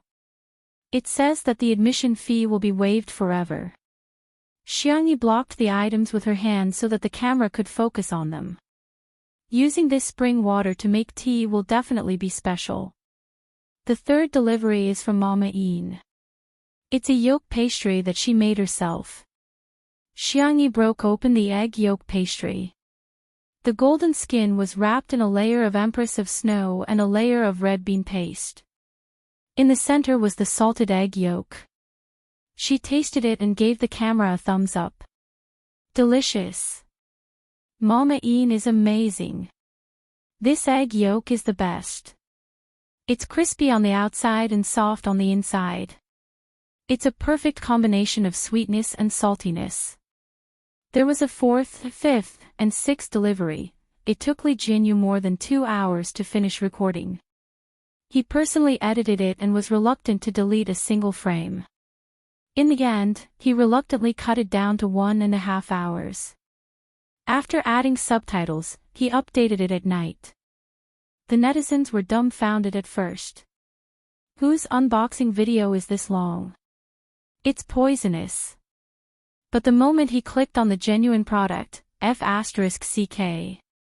This was too beautiful. After a few minutes, holy shit. This was too beautiful. The former referred to Xiangyi's looks in the video. The video didn't have an exaggerated beauty filter, but the tone was adjusted. It looked warm and comfortable, accentuating Xiangyi's quiet and peaceful temperament. The latter meant that the video was inexplicably interesting. The netizens were delighted. Ha ha ha, did Sister E drink? She's especially cute today. The way Zai Zai treats each gift like a treasure is so adorable. Director. Release the unedited version. It's only been an hour, how is it enough? Chapter 875. The girl had drunk some wine and was slightly tipsy. The unboxing video was actually quite a test. If it was just a mechanical introduction, one wouldn't have the urge to continue watching it. There were also some exaggerated unboxing videos. Sometimes, the gimmicks were quite attractive, but they didn't seem sincere. However, Xiangyi's unboxing video was different. The way she introduced each gift was particularly cute. She would even take out her cell phone and seriously write a thank you message. When giving a gift, one would first hope that the other party would like it, and secondly, one would hope to receive feedback.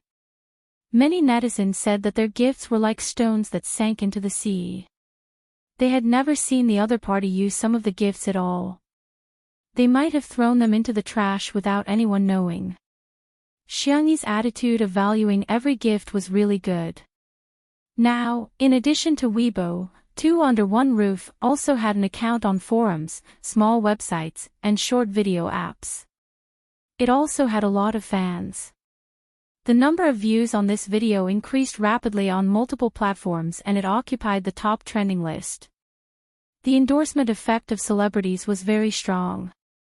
Some netizens went to the doll store that Rong Hui had captured, some booked tickets to Daoist Ren's Daoist temple, and some ordered egg yolk pastries. Xiangyi once again displayed her terrifying ability to promote goods. In a foreign trade company. A meeting was in progress. Our next strategy is to strengthen the connection with overseas resources and make good use of our e-commerce platform and live streaming platform to strive to export our domestic goods overseas. The spokesperson was impassioned, but the conservative board members below disdained him and interrupted him. Let foreigners buy our domestic goods. Will they like it?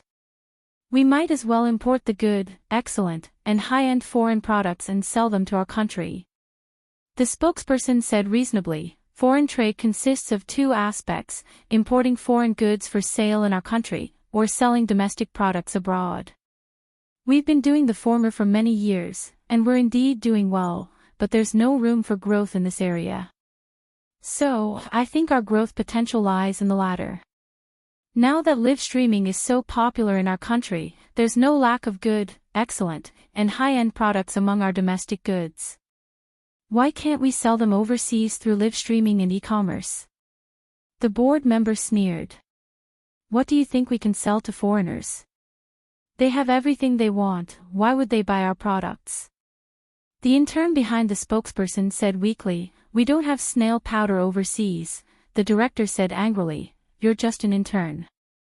Since when did you have the right to give orders in a meeting of this level? That intern was so scared that he trembled and his face turned pale.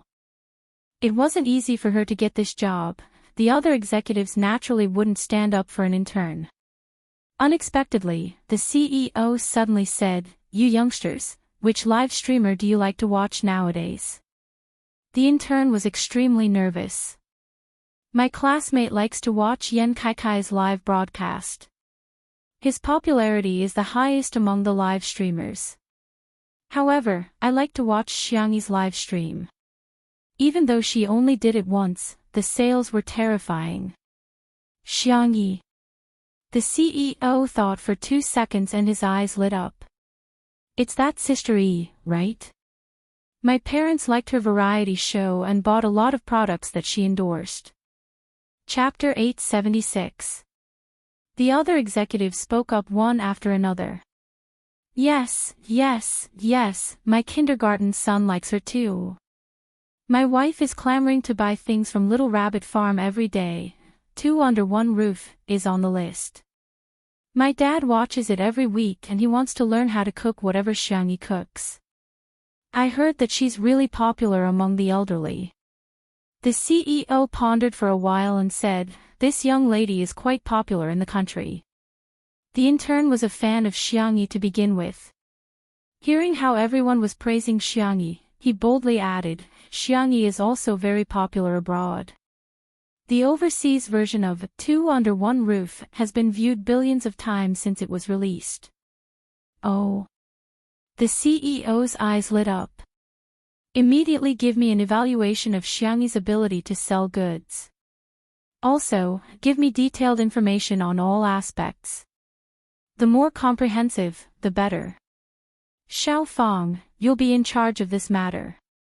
The conservative director still wanted to speak but was stopped by the CEO. She's very popular both domestically and abroad.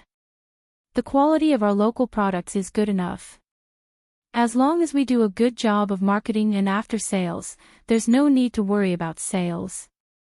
Everyone nodded, and most of them agreed. The conservative director was unconvinced. What if we can't sell it to foreigners? If you ask me, I think it's better to let her sell the foreign products to our country. Wouldn't that be safer? How can local products compare to foreign products?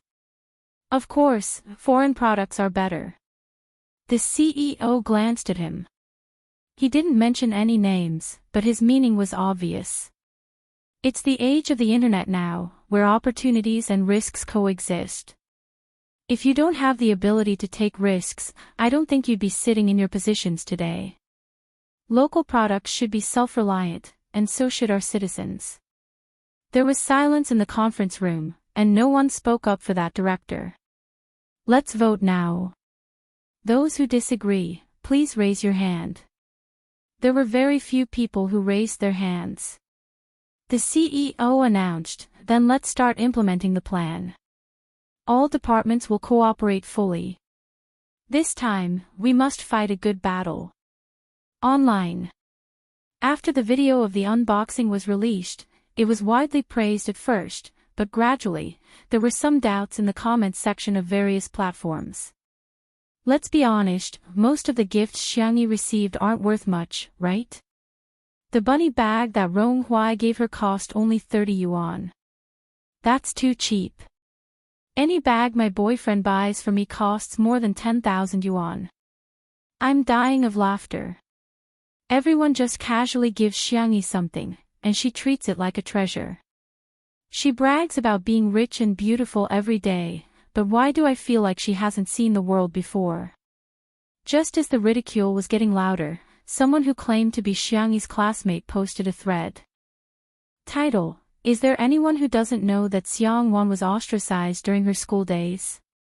Content: I'm in the same junior high school as actress Xiang. We're in the same year, but we're in different classes. To be honest, she was the post-it note girl, alright. She was very easy to talk to. If someone wanted to borrow her notes, stationery, or even money, she would lend them to them. Also, our school has a lot of activities. After all, many people who study abroad need to prepare their resumes for various activities and certificates. When there were activities, everyone would often order afternoon tea and give Xiangyi the milk tea and cake flavors that they didn't like. She never took it to heart. During Christmas, she prepared cards and gifts for many people, but she didn't receive a single gift including her birthday. That's why she's so happy to receive a gift now. Hee hee, she's so pitiful. Chapter 877. Xiangyi was now very popular and any gossip related to her would receive more clicks than the others. The post was posted anonymously and there was no evidence at all. However, it still went viral and the number of discussions was shockingly high. So Xiangyi used to be so pitiful. The Spacey Tutu fans were heartbroken, but ordinary netizens and even anti-fans were different. Not everyone can see the good in others. In particular, some netizens who were already jealous in the first place came out to gloat when they saw that Xiangyi had such a tragic past. Tisk, tsk, Xiangyi is so pitiful, serves her right, why does she get all the good things? Xiangyi is indeed a very ingratiating person. She's so nice to every guest she has. She brags about being gentle and kind, but she's just afraid of being isolated. I'm just a passerby. I personally think that if a person doesn't like Xiangyi, it might be because of that person. If everyone doesn't like Xiangyi, it must be because of Xiangyi. When Jiang Jojo saw the post, she was furious. The post was sent by someone in her friend list. He even asked indirectly, Jojo, is this post true? Does Xiangyi really have no friends? She can't even receive a gift. That's too pitiful. Jiang Jojo sent a voice message over and said fiercely, who said Xiangyi has no friends? I do. That person wanted to continue gossiping but realized that Jiang Jojo had been blocked. Jiang Jojo read the post again and gritted her teeth. Fu Jiayan, who was passing by, was so full that his belly was round and his abs were all gone. He asked curiously, Jojo, what's going on? Did you couple up again? Psht. Don't say such inauspicious things. Fu Jiayan tugged his pants and squatted down beside her. What are you angry for then? Must you?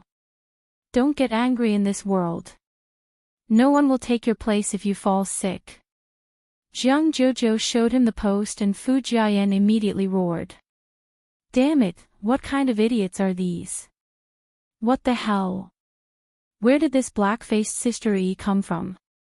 What kind of ingratiating personality was this? Why hadn't her brain evolved from the primitive society until now? He suddenly realized that he had cursed in front of Jiang Jojo and felt that something was amiss. Just as he was about to make up for it, Jiang Jojo patted his shoulder a few times. Good, well done. This was too satisfying. Fu Jiayan, I think you're so handsome today. Fu Jiayan was speechless. Shall I give you a few more lines? Yes. It must be fixed. Hence, Fu Jiayan borrowed her phone and started to chat with the netizens. Jiang Jojo was utterly convinced by Zhu An's fast hand speed, exquisite choice of words, superb skills, and proficiency in sarcasm. Furthermore, after sending it out, not a single word was blocked. He had single-handedly shocked the entire family of trolls. Fu Jiayan, I hereby announce that you are my stepfather. Fu Jiayan subconsciously blurted out, all right, daughter, call me dad. Jiang Jojo remained expressionless.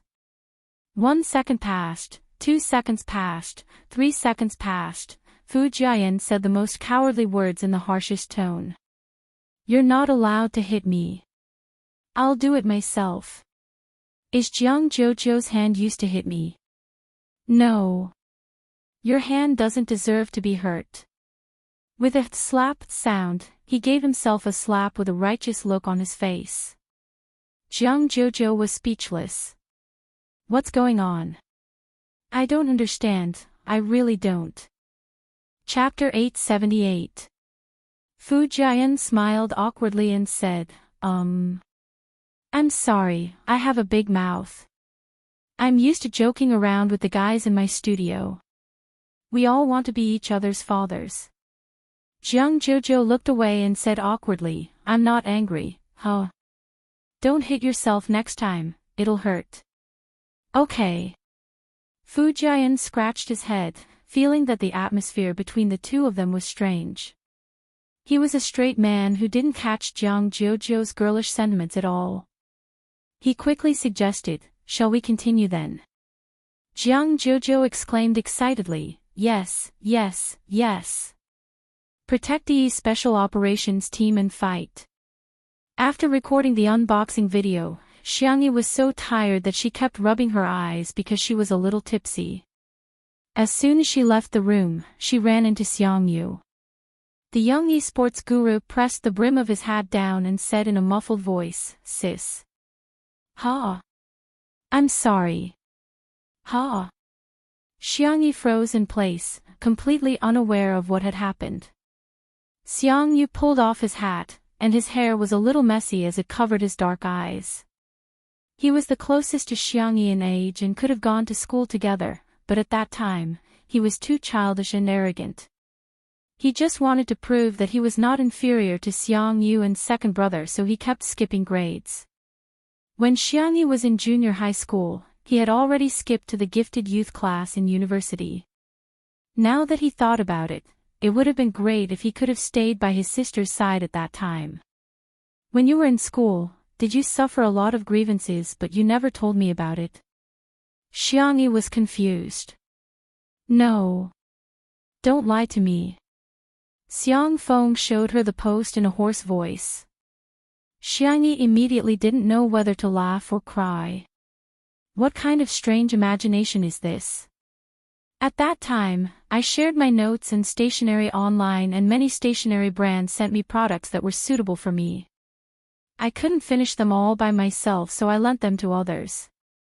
I wasn't picky about the flavor of my afternoon tea because Grandpa made me lots of delicious food every day. I ate until I was full every day. Grandma, uncle, second brother, and third brother would also send afternoon tea and various snacks to school.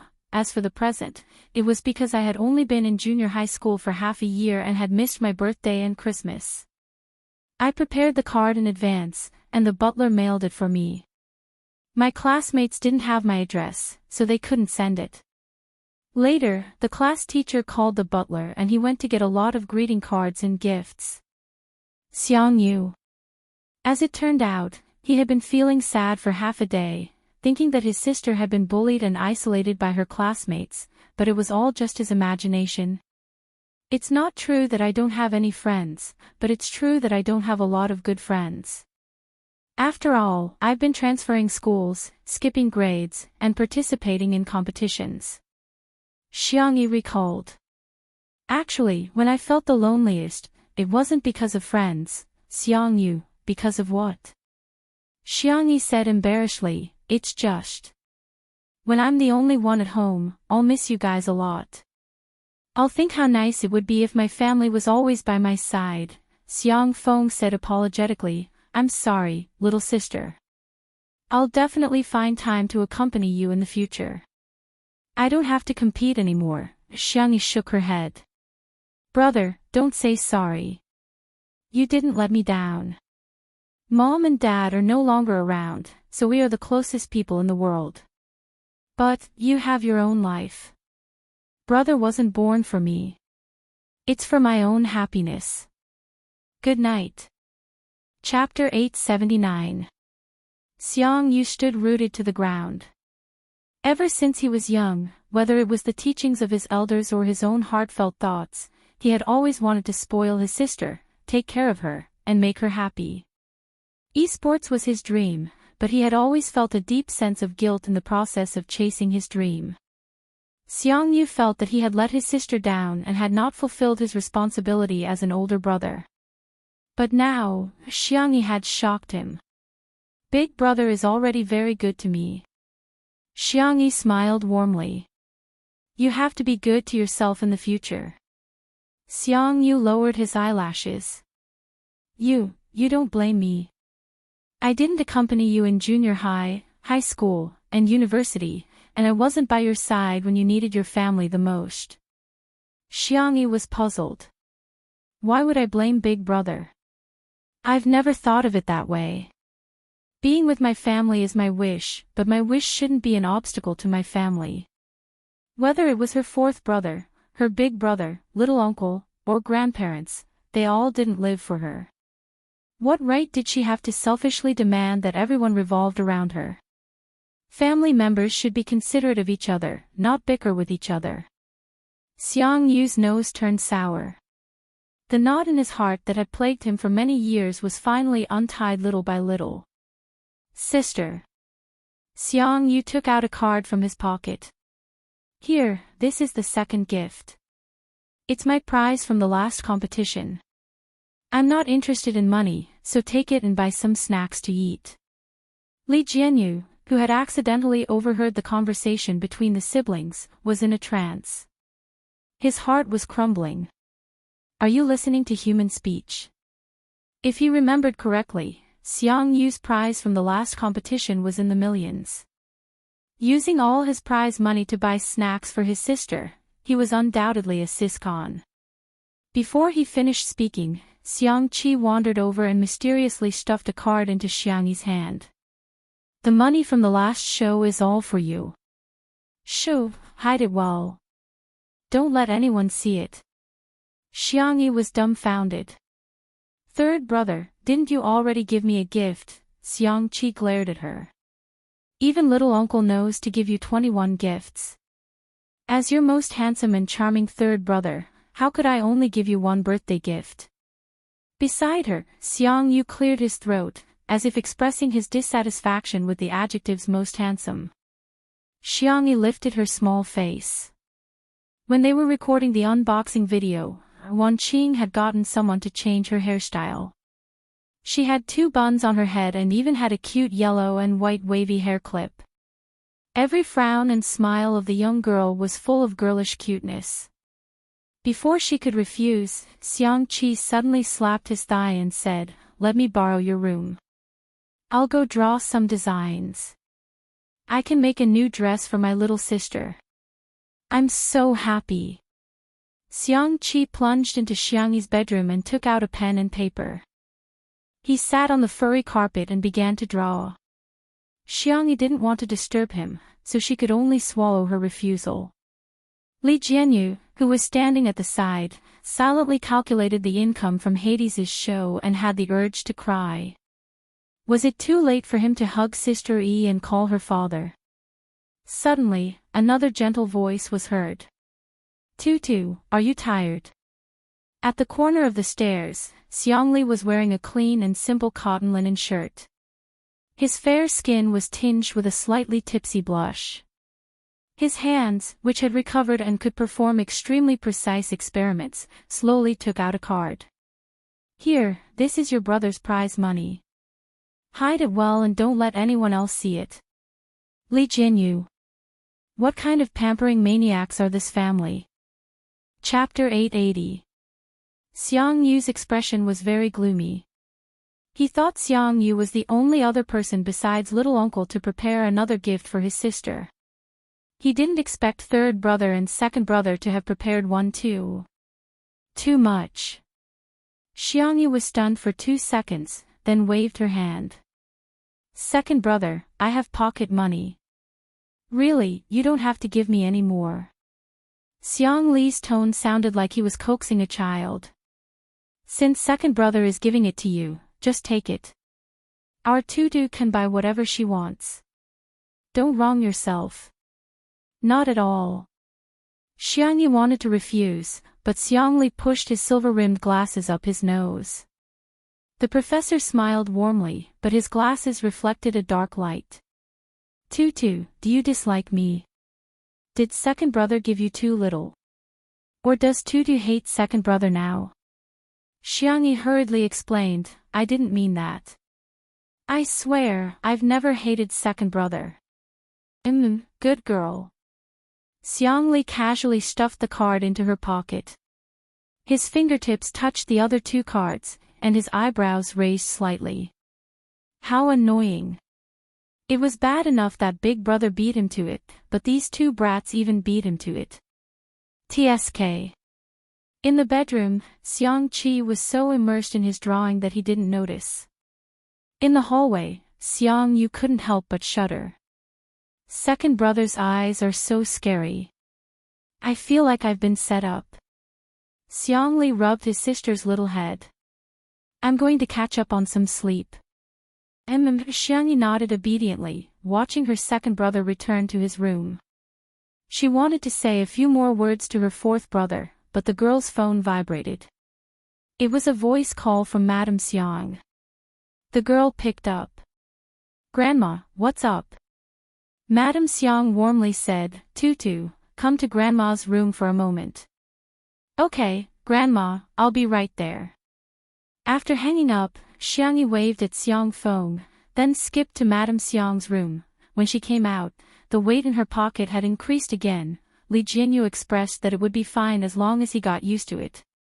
After all, who wouldn't love a little girl like Sister Yi? As for Xiang Feng, he was probably just a tattered little vest, the kind that would leak air through. On Weibo, the people who were jealous of Xiangyi were given a nickname by the spicy tutu fans, sour grape. These sour grape spirits attacked Xiangyi from all directions, from all angles, and indiscriminately. Since her classmates have already taken the stage, what else does Xiangyi have to say? She brags about being loved every day, but that's just bullying, right? She just got reincarnated into a good family. If she had been born into a normal family, who would care about her without the little princess of the Xiang family? No way, right? Who doesn't get dozens of apples and greeting cards for Christmas nowadays? Xiangyi didn't even get a single gift. She's so unpopular. The Spacey Tutu fans were more easygoing and didn't have much combat power against netizens. They were used to it, but the Shisui sisters were anxious to death. Sisters, what kind of words are you guys using? How can little stinky pig work? At the very least, you should say something like, you don't have parents. Also, they're too scattered. We should concentrate our firepower on a few leaders. To catch bandits, first catch the leader, and then kill the chicken to warn the monkey. Look, this can't go on. The Shisui sisters, who were exasperated, came up with a plan and did something that shocked the entire fanbase. They went to war on behalf of the rabbit. On this day, the Shisui sisters made all the haters on the internet feel the fear of being dominated. Moreover, another evil cult CP had been created. Chapter 881. At first, there were only some untimely CP fans who teased them. Not only did I become a CP of Shiringdi and Sister Yi's fans, but I also became a CP of Shiringdi's fans and Sister Yi's fans. This post quickly became popular and its popularity skyrocketed. It even went out of the circle. The netizens teased them. Wow, I'm so impressed. Is this even possible? Shisui sis and Spicy Tutu are domineering girls, right? I can do it. I really can. Ha ha ha, what kind of lame plot is this? Did you guys see that? Shisui sis even came up with the slogan #go to war for the rabbit, not a blade of grass will grow #. That's amazing. It's rare to see such harmonious fans in the fandom community. To the sisters in front, Spicy Tutu's slogan is even more hilarious.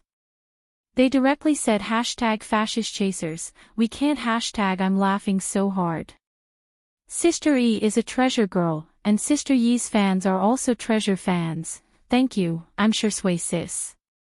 Only we can use the words we can't okay?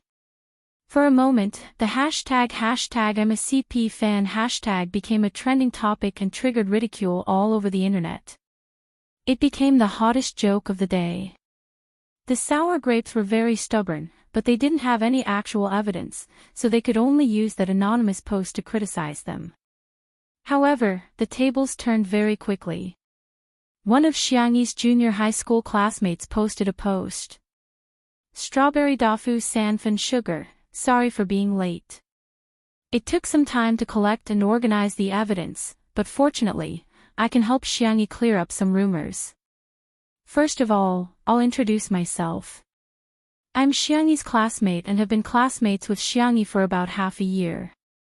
Why half a year? Because she'll be skipping grades and going to high school soon. Aw. The clown is me. My evidence is mainly divided into chat logs and screenshots of various social media apps. Here, I'll briefly organize it with text. 1. Borrowing things. What's there to criticize about this? Isn't it normal for classmates to borrow stationery from each other?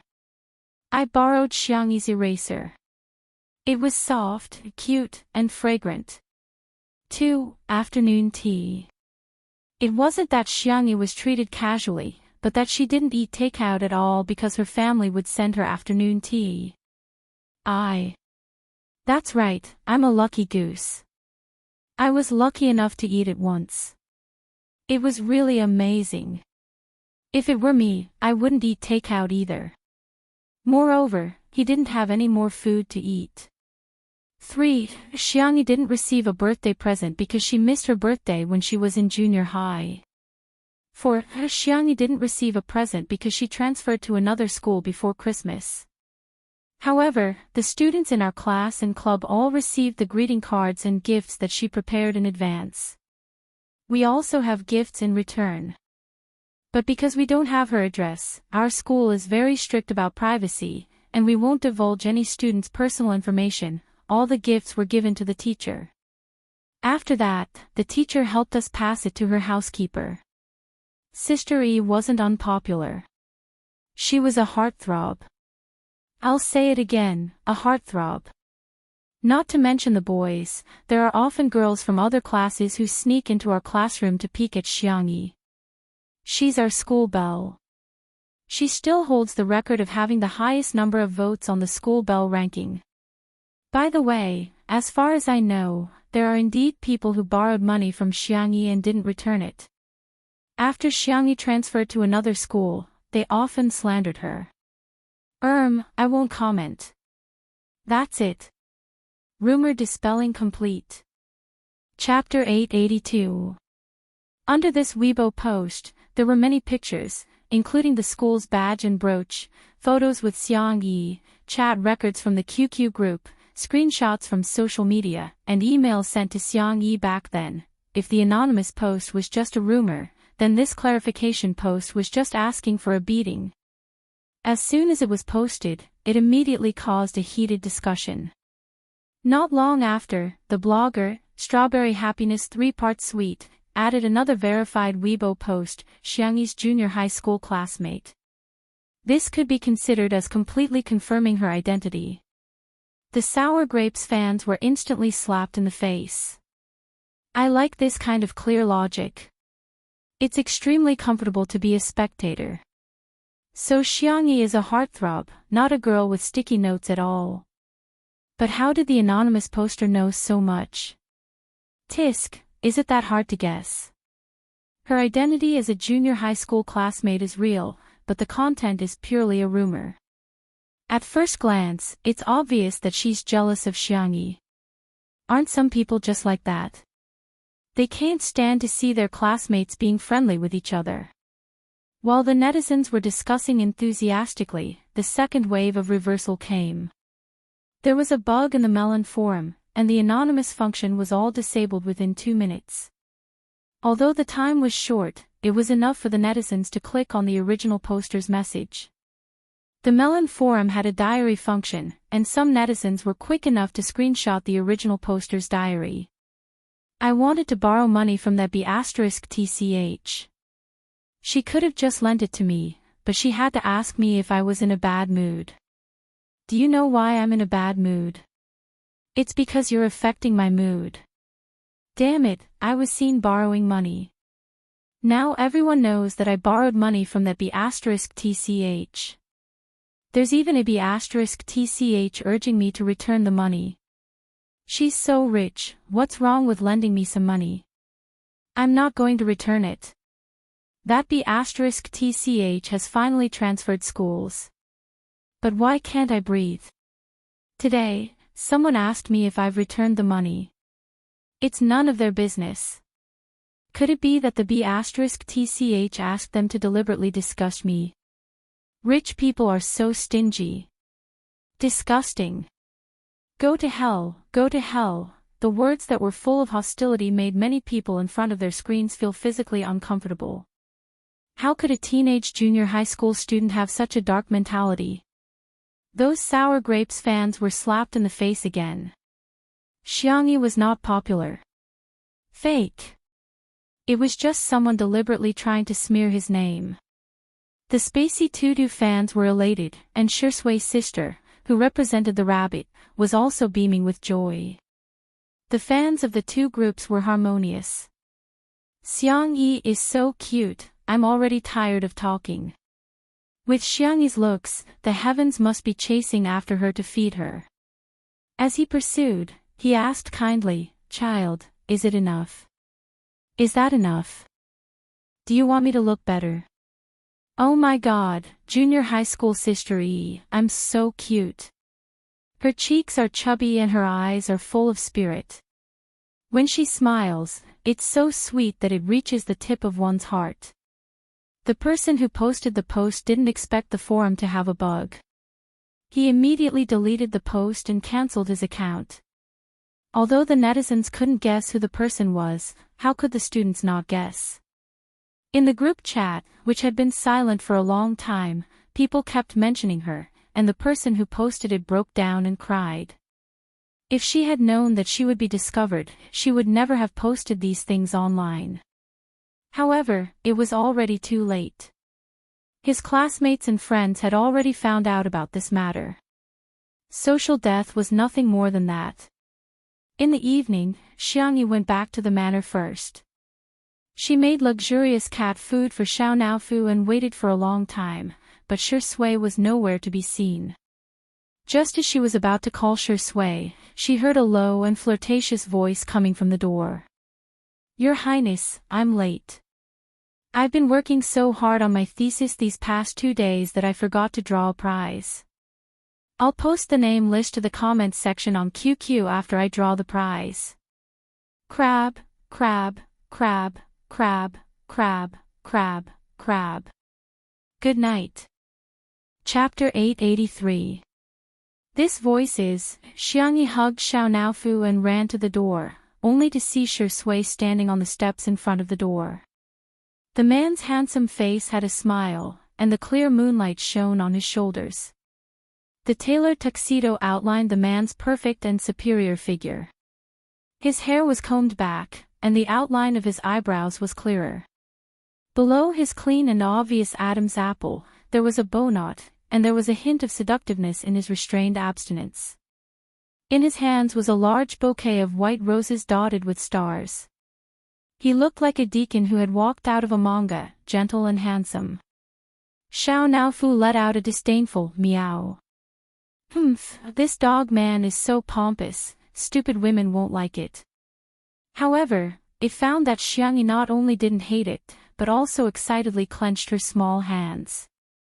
The girl's doe eyes were sparkling, as if a galaxy had fallen, sprinkling light. "Xiao Naofu." Shui stepped forward and handed the flowers to Xiangyi. "Your Royal Highness, your flowers." Xiangyi put down Xiao Naofu and happily took the flowers.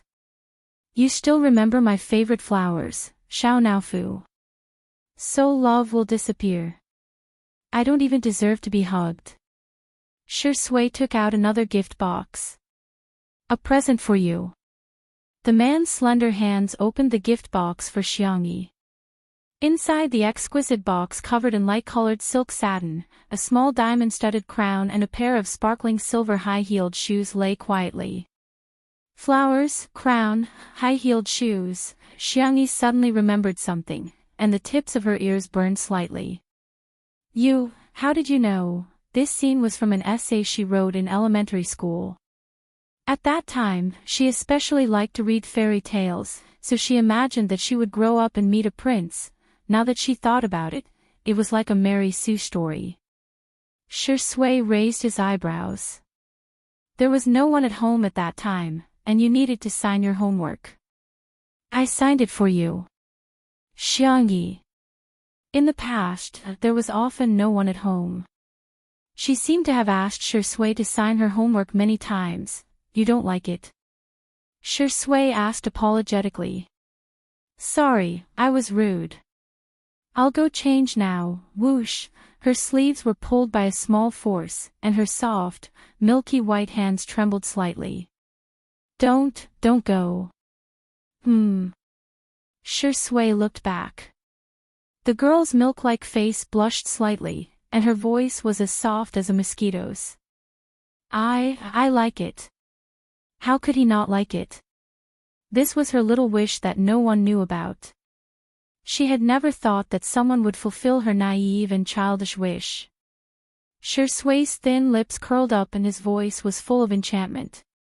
Your Highness, may I invite you to dance?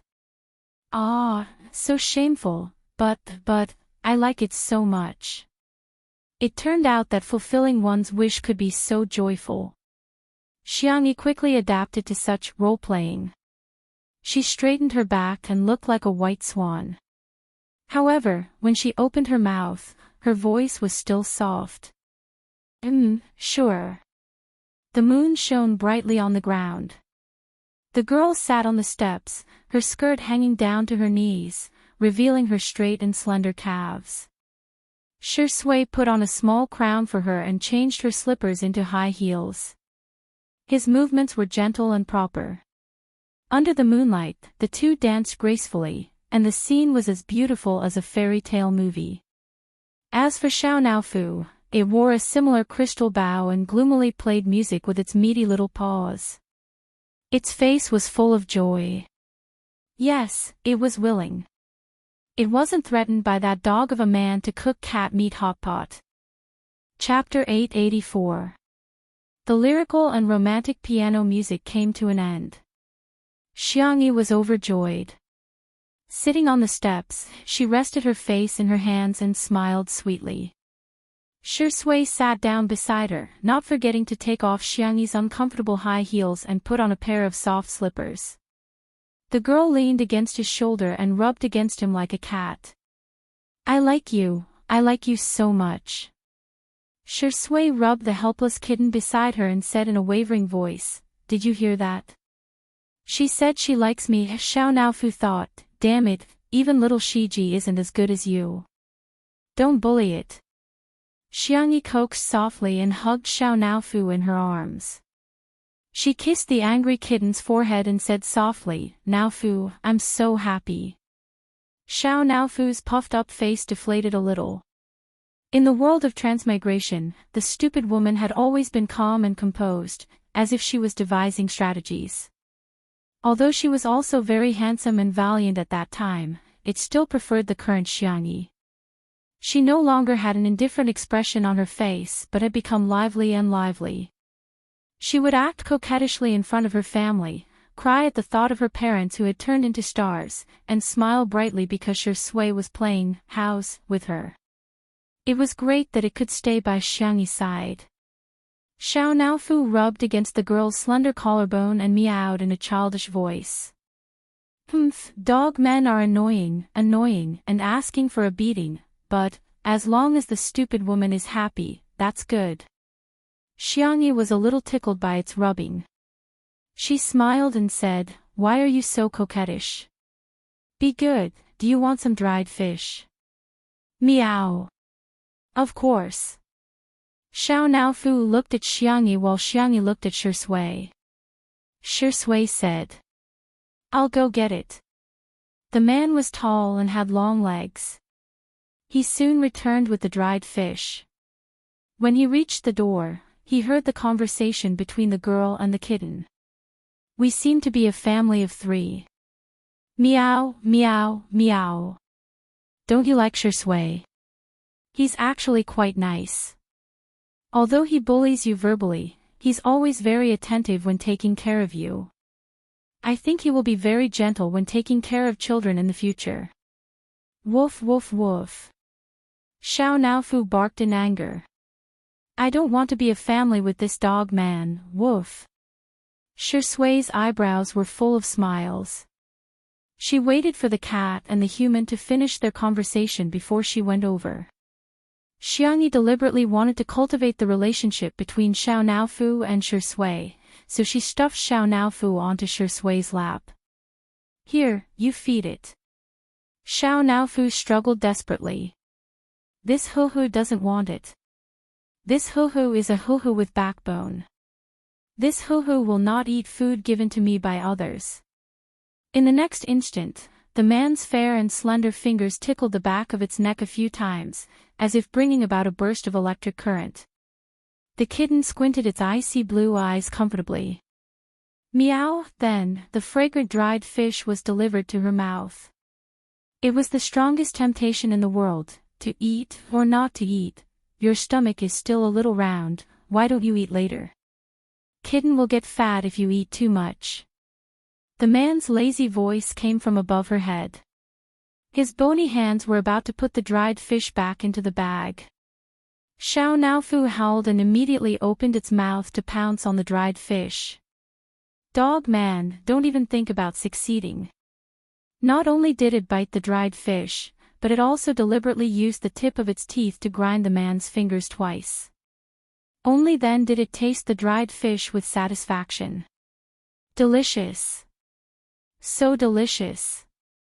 Xiao Naofu was eating happily and didn't notice the smirk in the man's eyes. Fight with him. Kitten, you're still a little brother, smiley face. Chapter 885. Xiao Naofu's belly was round, and it was so sleepy that it couldn't even open its eyes. It vaguely remembered that the dog-like man had carried it to the cat bed. Then, in a daze, it heard the intermittent conversation between Shui and Xiangyi. Do you want to sleep together? Okay, I'll go lock the cat cage. You can't do it like last time, Xiao Naofu was so sleepy that it couldn't hear the rest of the conversation.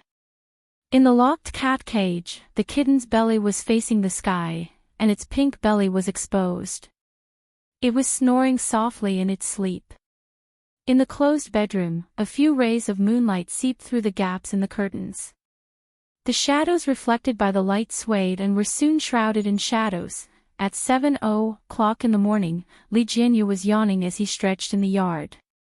To his surprise, he found that Shui and Xiangyi, who had a habit of doing morning exercises, were actually slacking off today. Young people, your self-control is lacking. You have to work out every day. Li Jianyu said as he took out his cell phone to browse through the morning news. The first few trending searches were all dominated by news about a certain female superstar. #XX marches into the live-streaming world. ## female superstar X is too good at selling goods. #XX live streaming debut sales exceed 100 million. Li Jianyu scrolled through the news, and it was roughly about the female superstar's first live streaming of selling goods last night. The sales were quite high, so the fans immediately started bragging about it. Based on his experience, there was a certain degree of exaggeration in these trending searches. As for the sales of goods, Li Jianyu also felt that it was a little strange, but he wasn't a professional in this field after all, so he didn't dwell on it. However, what made him angry was that the female superstar's fans actually started criticizing Xiangyi. Our sister is the top-selling goods. Please don't scam her. Kanglin Best Actress and Hyacinth Best Actress are nominated for the cover of the top 5 domestic fashion magazines. Please let our sister be beautiful alone, no cues. Who knows if some people's sales are fake. Stop bragging about being the top female superstar. Our sister's sales are the real deal, and the fans are paying for it. Li Jianyu's head was full of question marks. He scrolled through the comments for a long time, but he didn't see a single comment from the spicy bunny criticizing the female celebrity. However, the female celebrity's fans acted as if they were being bullied by the spicy bunny. Were these people paranoid? Wan Qing passed by and saw him getting carried away. She scoffed softly. I'm afraid you don't know that there are people who disguise themselves as passers-by, disguise themselves as fans, and go undercover in the opponent's fan club. Li Jianyu's mouth twitched. You can do that. Chasing a star out of the seamless way, awesome. But we can't just watch as Sister E gets defamed. Why don't we contact Mr. C first? No need. Ruan Qing said slowly, someone has already raised the slap for us. It's just a matter of whether Sister Yi wants to slap him or not. Ruan Qing showed him her phone screen. After Li Jinyu browsed through the chat history, he slapped his thigh in excitement. That's great. Did I save the galaxy in my previous life? To be able to invite Sister Yi to participate in my variety show. I can't take it anymore, I can't control my tears anymore. Do you have any tissues? Ruan Qing was speechless. That's all you've got.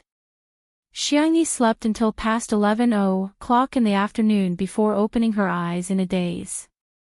She was so tired. She felt even more tired than when she was in the interstellar plane and had to cook 100 dishes a day. As soon as she moved, her slender waist was hugged even tighter by a strong hand. The man's voice was tired and hoarse. Be good, sleep a little longer.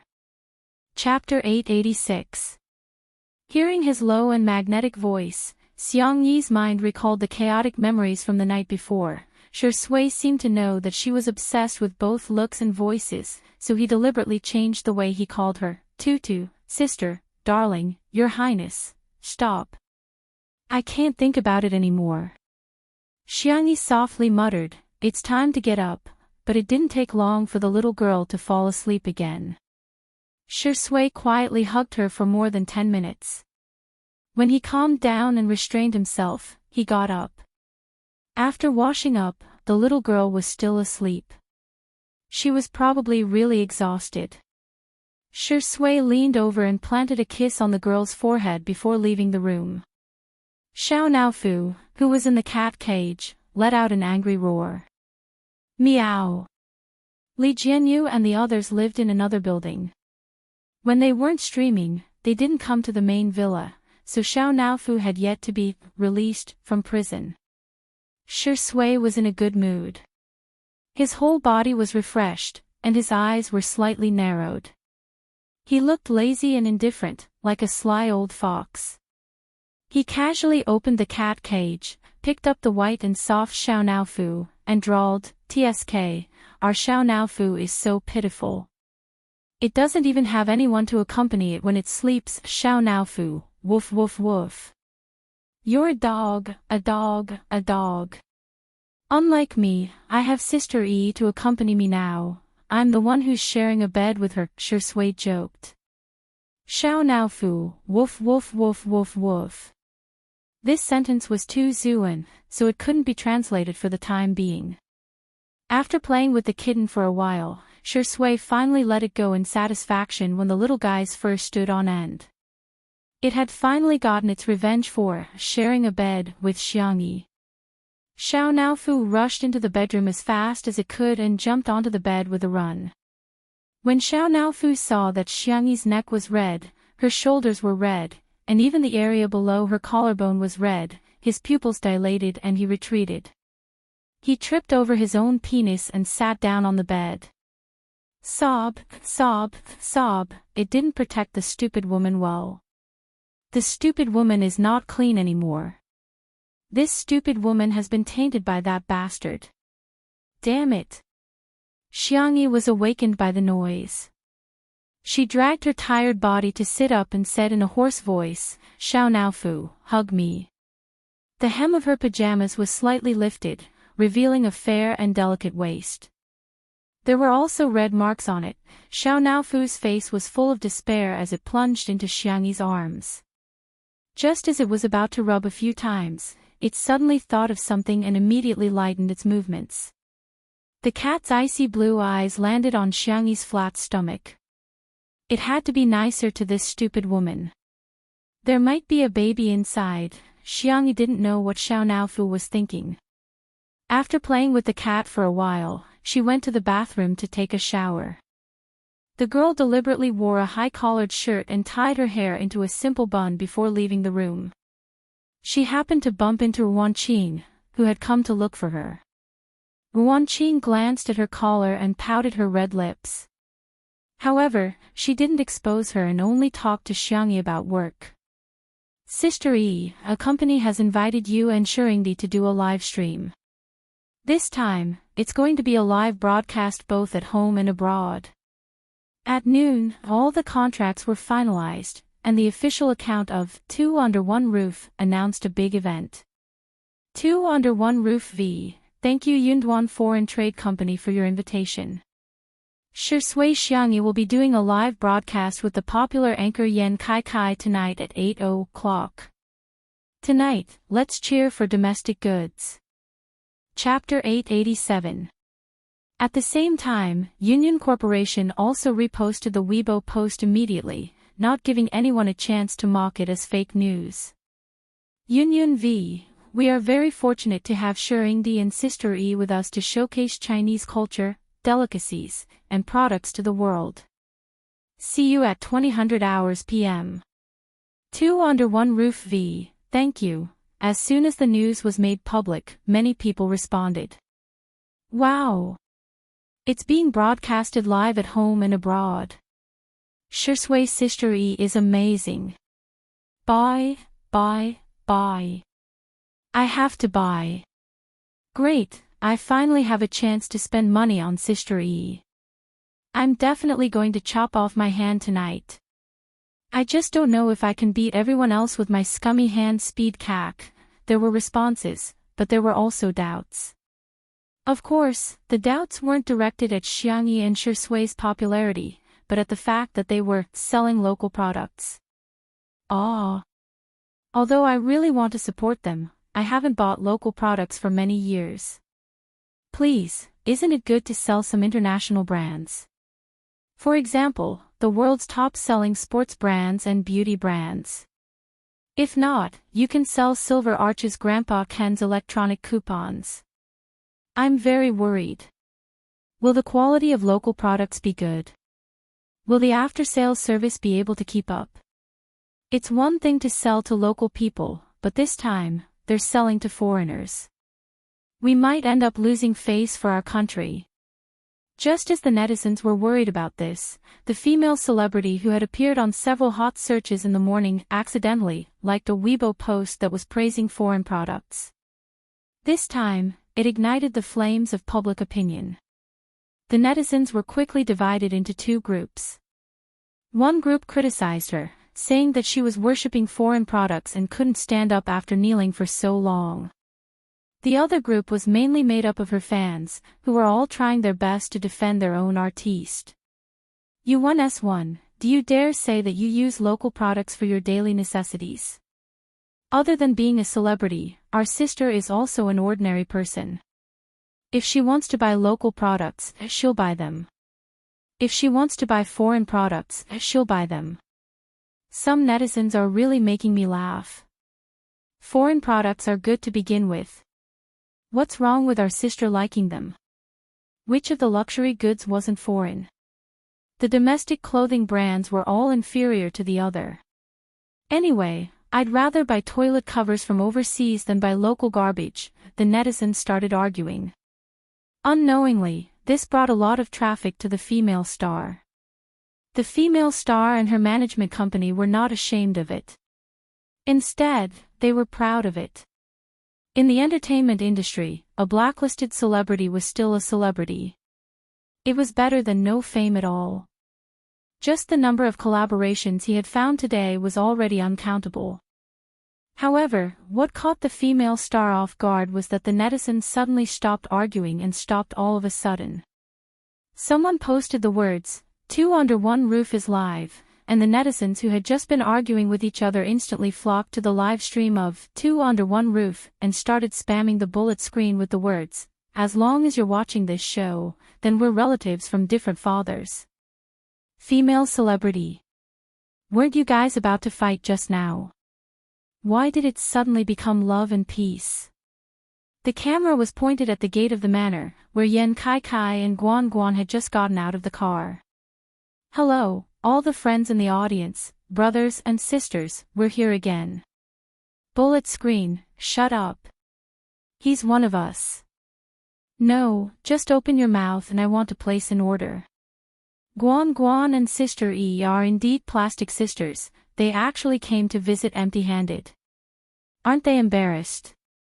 In the next second, Guan Guan pressed the switch of the trunk. Chapter 888. The spacious trunk of the SUV was actually filled to the brim. The things inside included basic necessities. In addition to the popular products sold in Yan Kaikai's live broadcast room, there were also many unpopular products that ordinary people couldn't buy. Yan Kaikai complained in a low voice, "Guangguan, we're here as guests, not to move." Guangguan rolled her eyes at him. "It's none of your business. I don't think these are enough for Sister E. I didn't have time to come over for her birthday yesterday, so I sent more than 10 packages. I have to make up for it today. Besides, do you know what a good sister is? Good sisters share useful, delicious, and fun things immediately when they're available." The netizens who just scolded them, what kind of light-speed slap was this? Can't you give me some face? Yan Kaikai raised his hands in surrender. Fine, fine, fine. Whatever you say. After admitting defeat, he looked at the camera and said righteously, "Don't think that I'm afraid of my wife. Ha, I'm an indomitable man. Why would I be afraid of a weak little girl? This is called respecting women. Understand?" Guangguan grabbed his ear. "Who's your wife? You can eat whatever you want, but don't say whatever you want." "Hey, I was wrong. I really know that I was wrong. Ouch, ouch, ouch. Okay, wifey. I won't call you wifey in public anymore." Guangguan, the live broadcast room was suddenly filled with laughter and joy. When Xiangyi heard that Guangguan was here, she didn't even eat and ran out in her slippers. From afar, the two girls looked at each other, sisters. Guangguan. The two ran towards each other.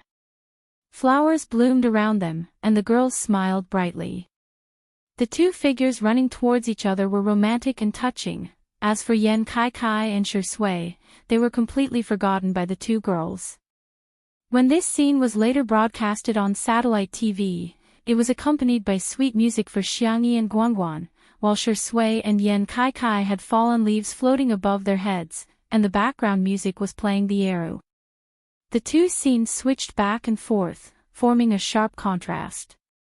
The scene was extremely hilarious and became a classic scene in the history of variety shows. When girls meet, they always have endless things to talk about. It took Guangguan a long time just to introduce the things in the trunk to Xiangyi. It was worth mentioning that in order to fit in with tonight's live broadcast, Guangguan had selected all domestic goods. In the live stream, many netizens were doubtful. If it's a gift, isn't it a little too cheap to give a local product? This advertisement is too cheap.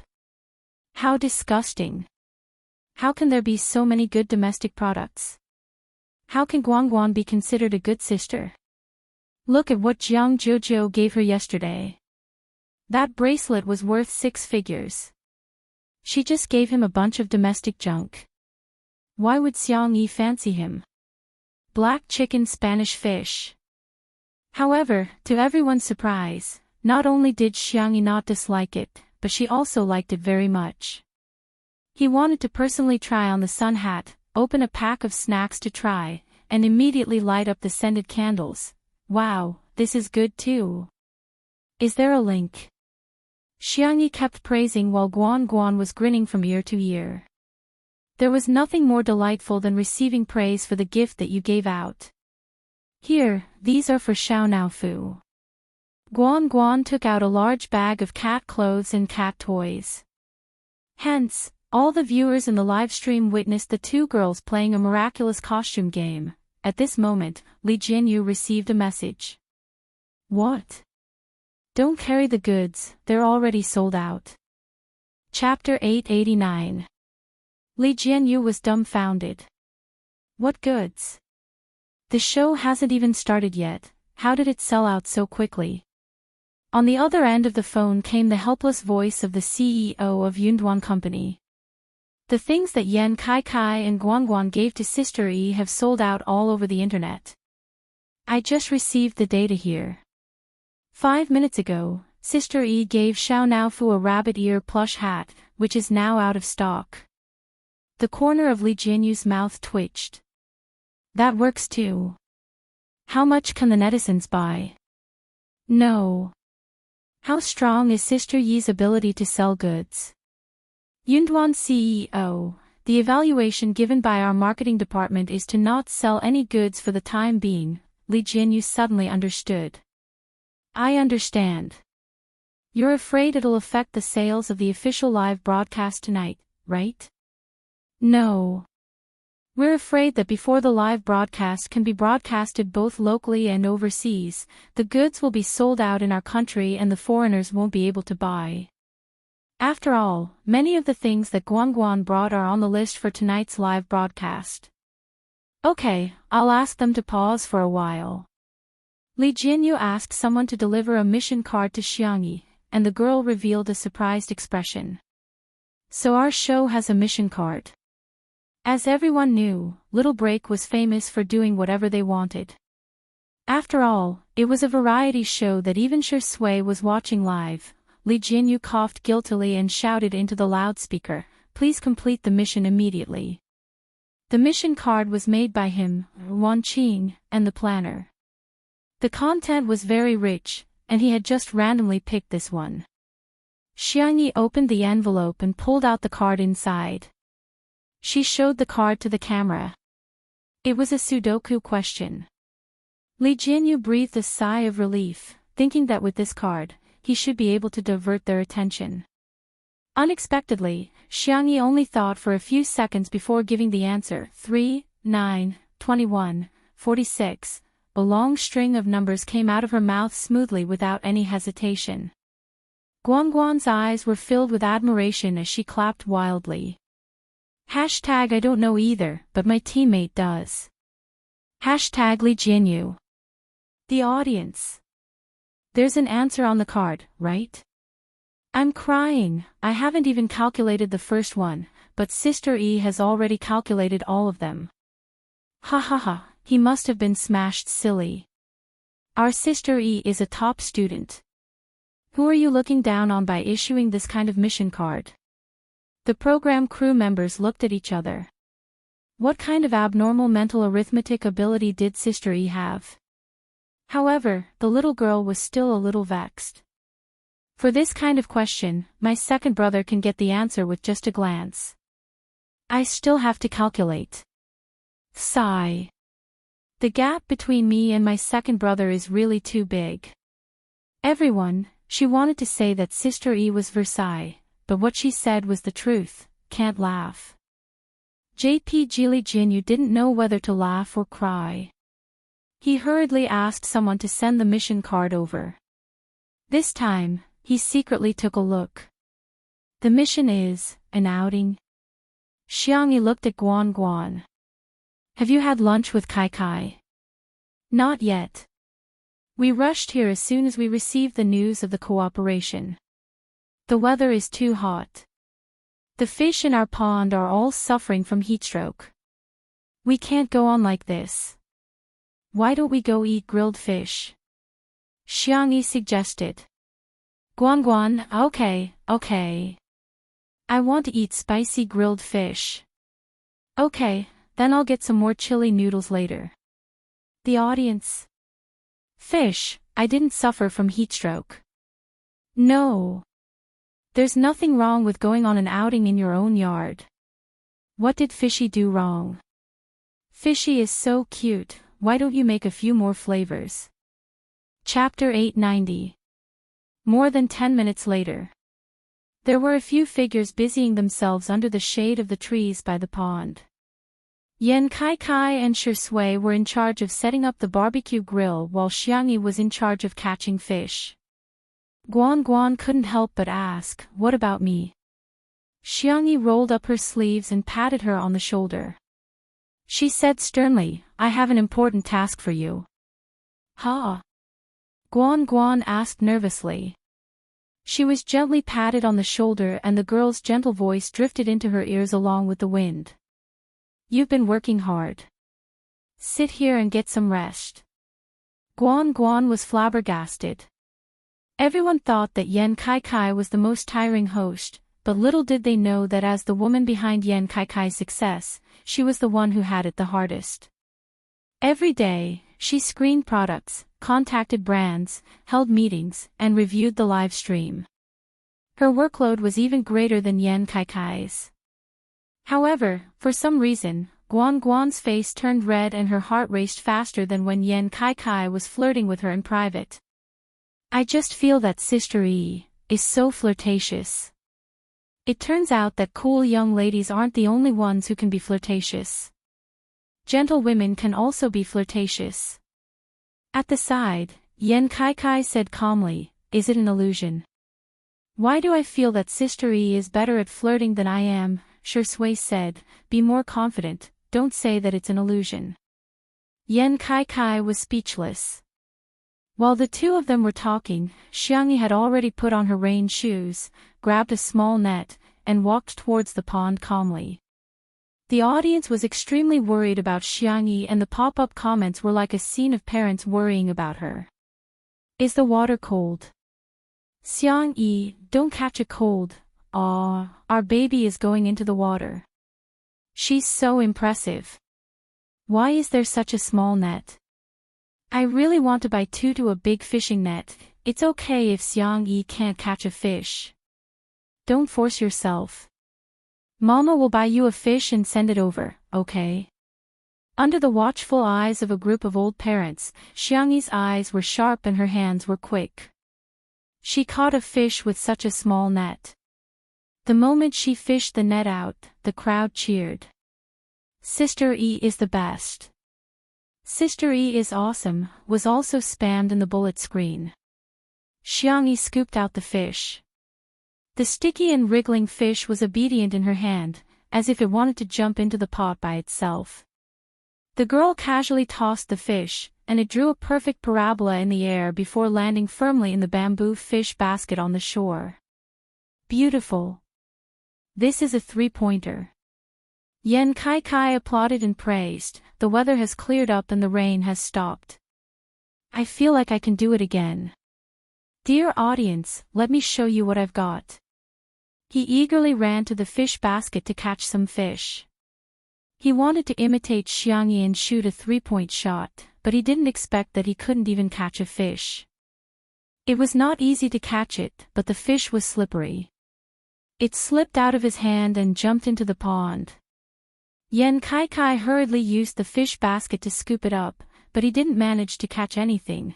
He felt as if he had been struck by lightning. Looking at the empty basket, he wanted to cry but had no tears. The audience, welcome to the famous live streamer's performance, drawing water with a bamboo basket. Sister E, I'm sorry. Xiangyi said gently, it's okay, I'll continue to catch more. I'll try my best to catch a small one for you to play with later.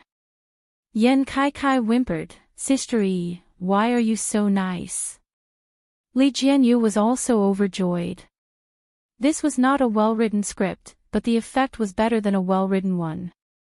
A staff member ran over and showed him the trending topics on Weibo. Director, many grilled fish shops are giving Sister E silk banners online. Chapter 891. What the hell is this? Li Jianyu was confused as he looked at the staff member's phone screen. A few words were clearly displayed on the trending topic, #today, we owe Sister E a silk banner #. After clicking on it, he saw that it was full of Weibo posts with pictures of silk banners. Xiang roasted fish v. Thank you, Sister E, for bringing the goods to our roasted fish. Yuan roasted fish v. Sister E, you're the best at bringing goods. Xianyuxian roasted fish v. Today, my shop's orders for takeout have exploded. Business has never been so good. Sister E is a godly philanthropist. As for the pictures of the silk banners, they were even more varied. There were things such as warm-hearted angel, warm as spring, magical hands, saving the life of my shop, selfless contribution, compassionate. Li Jianyu was speechless. He could understand the warm-hearted angel, but what the hell was compassionate? The netizens' reactions were the same. First, they were confused, then they couldn't stop laughing. There was joy everywhere. By the pond, the number of fish in the basket gradually increased, each fatter than the last. Yan Kai gave Xiang Yi a thumbs up and exclaimed, "Xiang Yi, you're awesome. Look at her swan-like neck, her straight shoulders, and her girlish back. It's such a pity that she doesn't catch fish every day." Guan laughed and scolded, "Shut up, you talk too much. He. But then again, how do we clean up the fish? I don't know how to do that, and Shi Sui doesn't look like someone who knows how to do that either." Before he finished speaking, Shi Sui calmly fished out a fish and knocked it unconscious with the back of the knife. Then, she skillfully began to clean it up. Yan Kai was dumbfounded. "Shi Sui, you know how to do this. Isn't this what women should do?" He was a bit of a male chauvinist and felt that men should just earn money to support their families. It was normal for them not to know how to cook. As soon as Yan Kai said that, the live stream was filled with comments. So what if she's a woman? Do women deserve to cook? I feel sorry for Guan, she found such a boyfriend. Come on, have you forgotten this early in the morning? Why are you oppressing women? Shi Sui calmly scraped the fish scales. Her posture was elegant and beautiful. It's too narrow-minded to use gender to define what to do or not to do. Housework is never only for girls. This textbook answer received unanimous praise from the netizens. Shuringdi said it well. Housework is supposed to be done by two people. Shi Sui's worldview is so upright, I'm so impressed. I think he's very empathetic. This is really rare. Yan Kai's opinion is what most men think. Bye, men. I didn't get married to serve others. Daily fear of marriage square root. Shi Sui seemed to have guessed the comments in the live broadcast room. She looked up and asked Yan Kai with a smile, "Do you want to try?" It's actually quite simple. The industry's #1 streamer was eager to give it a try, but he said, "I don't dare. I'm very timid and clumsy. What if I don't do it well? Wouldn't that cause trouble for you and Sister E? It's okay, it's inevitable to make mistakes on your first try." Hearing this, Yan Kai washed his hands and grabbed a fish from the fish basket. Before Shi Sui could hand him the knife, Yan Kai tiptoed and threw a brick at the fish. The fish on the chopping board rolled its eyes. It was unclear if it fainted or was directly smashed to death. Shi Sui, the netizens, you call this timid? This is more like reckless. Chapter 892. Yan Kai said awkwardly, "I just don't have any tools." Shi Sui raised her eyebrows and said, "If you hit them with the brick, they'll be released from the afterlife." Ha. Guan laughed so hard that her stomach hurt.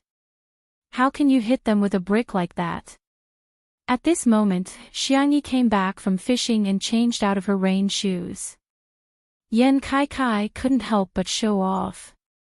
"Sister E, look, I killed the fish." Xiangyi gave him a thumbs up. "Okay, I'll give you a thumbs up." Yan Kai was like a kindergartner who had been praised and volunteered to kill a few more fish. Of course, none of them could be separated from his brick. Wow, it feels so good to cook. Yan Kai seemed to have opened the door to a new world and realized his problem. "Brother Sui, you're right. Housework isn't something girls should do. It's because they've silently contributed a lot." Shi Sui smiled but didn't say anything. Guan, on the other hand, was a little emotional. "Sister E, why do I feel like he's been transformed when he's here as a guest? He's the kind of man who won't even pick up an oil kettle at home. How did you do it? Xiangyi said, maybe Kai Kai is a child who can't grow up and needs to be praised to change him. Guan Guan recalled the way she usually treated Yan Kai Kai and was stunned for a few seconds. She smiled and said, then it seems that I'll have to praise him more in the future. It seemed that communication was really important. The bullet screen comments in the live stream also decreased for a while, which was rare. Many viewers in front of the screen fell silent, including those who scolded Yan Kai Kai. Thinking about it carefully, Yan Kai Kai didn't do anything evil. He just didn't realize that doing housework was a kind of contribution, and he was used to it. Many things were difficult to judge by right or wrong. It was a difference in perception. Scolding and scolding didn't seem to be the best choice to solve the problem. Many people's views have been imperceptibly changed under the influence of others. Shui and Yan Kai Kai handled the grilled fish, Xiangyi was in charge of marinating it, and Guan Guan was in charge of skewering some other vegetables and meatballs. Skewers of ingredients were placed on the barbecue rack. The four of them were busy, chatting and laughing from time to time. It was a harmonious and beautiful scene. Just looking at this scene calmed one's heart. In the live stream, to be honest, after looking at these little riddles for so long, I feel like a Buddha. Yes, I suddenly understand why Spicy Tutu is so Buddhist. Sister E really has an indescribable charm, ha ha ha ha. After all, Spicy Tutu is someone who can even conquer Shui's sister. I laugh every time I see the joke about the rabbit going into battle. I think the biggest meaning of this is not to let us see handsome men, beautiful women, and delicious food, but to let us understand the connection between people and how people get along with each other. Everyone makes mistakes, just like how Yan Kai Kai said the wrong thing, but there was no need to make a big fuss over everything. Accepting other people's imperfections and making yourself more perfect, was this what Director Li wanted to convey to us? Put your palms together. Li Jinyu's eyes lit up when he saw this. Oh my, you're the class representative. Why didn't I think of these words? Ahem, no. These words are mine. The ingredients were sizzling, and Yan Kai Kai began to pick up Xiangyi. Dear viewers, it's time for the mukbang. Does anyone want to watch Sister E as a mukbang? Chapter 893. The live stream was instantly flooded with requests. Don't do anything rash. Guan Guan patted Yan Kai Kai on the arm and looked at Xiangyi. Sister E, do you want to experience it? Xiangyi, if it's a mukbang live stream, does it mean eating in front of the camera? Yes, you can also chat and interact with the audience. I see, then. I'll start. Xiangyi held a grilled fish, and based on her experience in unboxing videos, she placed her hand behind the fish to make it easier for the camera to focus. The little girl took a bite and explained while eating, "This is a fish raised by our family. It tastes better if it's fattened up. But it's okay if it's skinny, you can fry it with dried fish, it's delicious too." Unlike other live streams, Xiangyi was particularly serious. However, the more serious she was, the cuter the contrast was. In short, watching her eat and listening to her talk was a pleasure. Here, your favorite meatballs. Shui raised a skewer of beef meatballs. Xiangyi let out an "ah," and Shui understood and let the little girl eat 2 meatballs in his hand. Well, grilled meatballs are pretty good too. If you like sweet things, you can brush them with honey or sweet chili sauce, Xiangyi said softly with her cheeks round and round. I don't want to eat meatballs anymore, Shui responded and naturally ate the remaining half of the meatball skewer. The comment section was instantly filled with single people crying. Ah, is this love? Shui, you've changed. Director Yan was very particular about you when he revealed you, but now you're even eating the leftovers. Who wouldn't want to eat Sister Yi's leftovers? Tisk, I'm the clown, At this moment, some sharp-eyed viewers noticed that the number of online viewers in the live stream had begun to soar. What's going on with the number of online viewers? Did they buy the data? Or is it some dumb streamer who made a mistake in the traffic? The staff also noticed this and immediately reported it to Li Jianyu. Li Jianyu scratched his head and pondered for a long time, but he couldn't figure out anything. Could it be that Sister Yi's mukbang broadcast has attracted new viewers? That's not right. In the past, Sister Yi's cooking would also increase the number of viewers, but today's increase is very abnormal. Ruan Qing had a vague guess. I'll get Xingchen to calculate the IP addresses of the new viewers. Soon, Xingchen livestream gave him a response. Most of the new viewers had one thing in common. Overseas IP. Li Jianyu, our live stream time is set at 8 p.m., and the overseas live stream software is broadcasting our live stream. Why are all the overseas viewers coming to our live stream? Ruan Qing glanced at the news and her red lips curled into a bright smile. I heard that it's because the overseas audience found out that our variety show wasn't a recorded program but a live broadcast. That's why they all rushed over to watch it. She held back her laughter and emphasized, it's mainly to see Sister Yi. Li Jianyu covered his mouth, afraid that he would laugh too loudly. He looked at Shi Sui with eyes full of sympathy. Shi Sui, to think you would have such a day. When he looked at the comments in the live stream again, Li Jianyu realized that there were indeed many foreign languages. After a rough calculation, he realized that there were at least a dozen languages. Wow, Xiang Yi, what kind of terrifying popularity does she have? Li Jianyu wasn't the only one who was surprised. The domestic entertainment industry was also in turmoil because of this. They thought that Xiang Yi was already popular enough, but who would have thought that she would be even more popular overseas? Chapter 894. Ruan Qing looked at the news and her red lips curled into a bright smile. I heard that it's because the overseas audience only found out that our variety show is not a recorded program but a live broadcast. That's why they all rushed over to watch it. She held back her laughter and emphasized, it's mainly because they want to see Sister Yi. Li Jianyu covered his mouth, afraid that he would laugh too loudly. He looked at Shi Sui with sympathy in his eyes. Shi Sui, you deserve it. When he looked at the comments in the live stream again, Li Jianyu realized that there were indeed many foreign languages. After a rough calculation, he realized that there were at least a dozen languages. Wow, Xiang Yi, what kind of terrifying popularity does she have? Li Jianyu was not the only one who was surprised. The domestic entertainment industry was also in turmoil because of this. They thought that Xiang Yi was already popular enough, but who would have thought that she would be even more popular overseas? There were many female celebrities in the industry who debuted overseas, and some of them took the international route, trying to develop their careers simultaneously in China and abroad. However, none of them had achieved Xiang Yi's level of popularity both domestically and abroad. There really weren't any. Xiang Yi was the first one to achieve full success. The netizens also noticed the increase in comments in the comments section, and some people even considerately acted as translators. It turns out that Alice, the Eastern Elf, is actually live streaming every day.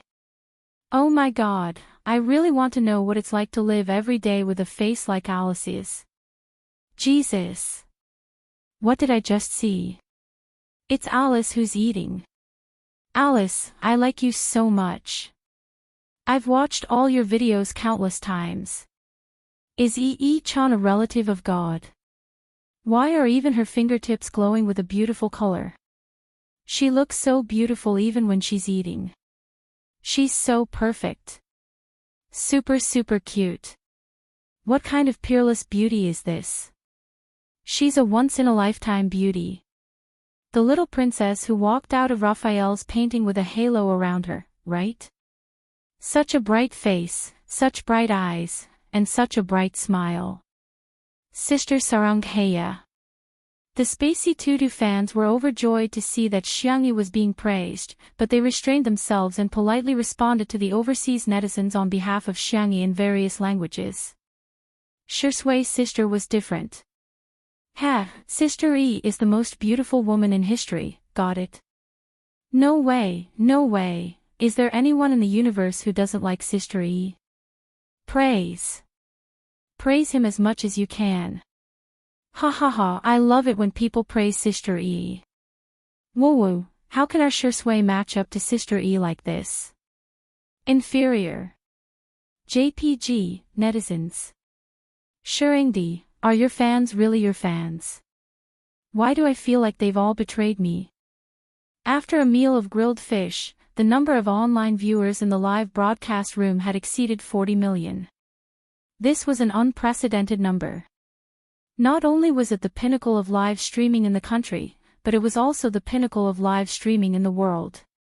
Countless people were watching the girl on the screen, looking forward to what kind of miracle she would create. Okay, we're going to prepare for tonight's live stream, so we'll pause our live stream for now. See you later. Li Jinyu used the microphone to explain that there were now many foreign netizens in the live broadcast room. His original intention was for Xiangyi to say goodbye in English, but he didn't expect her to switch to more than 10 languages and greet the foreign netizens. The foreign netizens, who were already excited, were now in an uproar. In particular, the last scene of the girl waving her hand caused countless people to go crazy.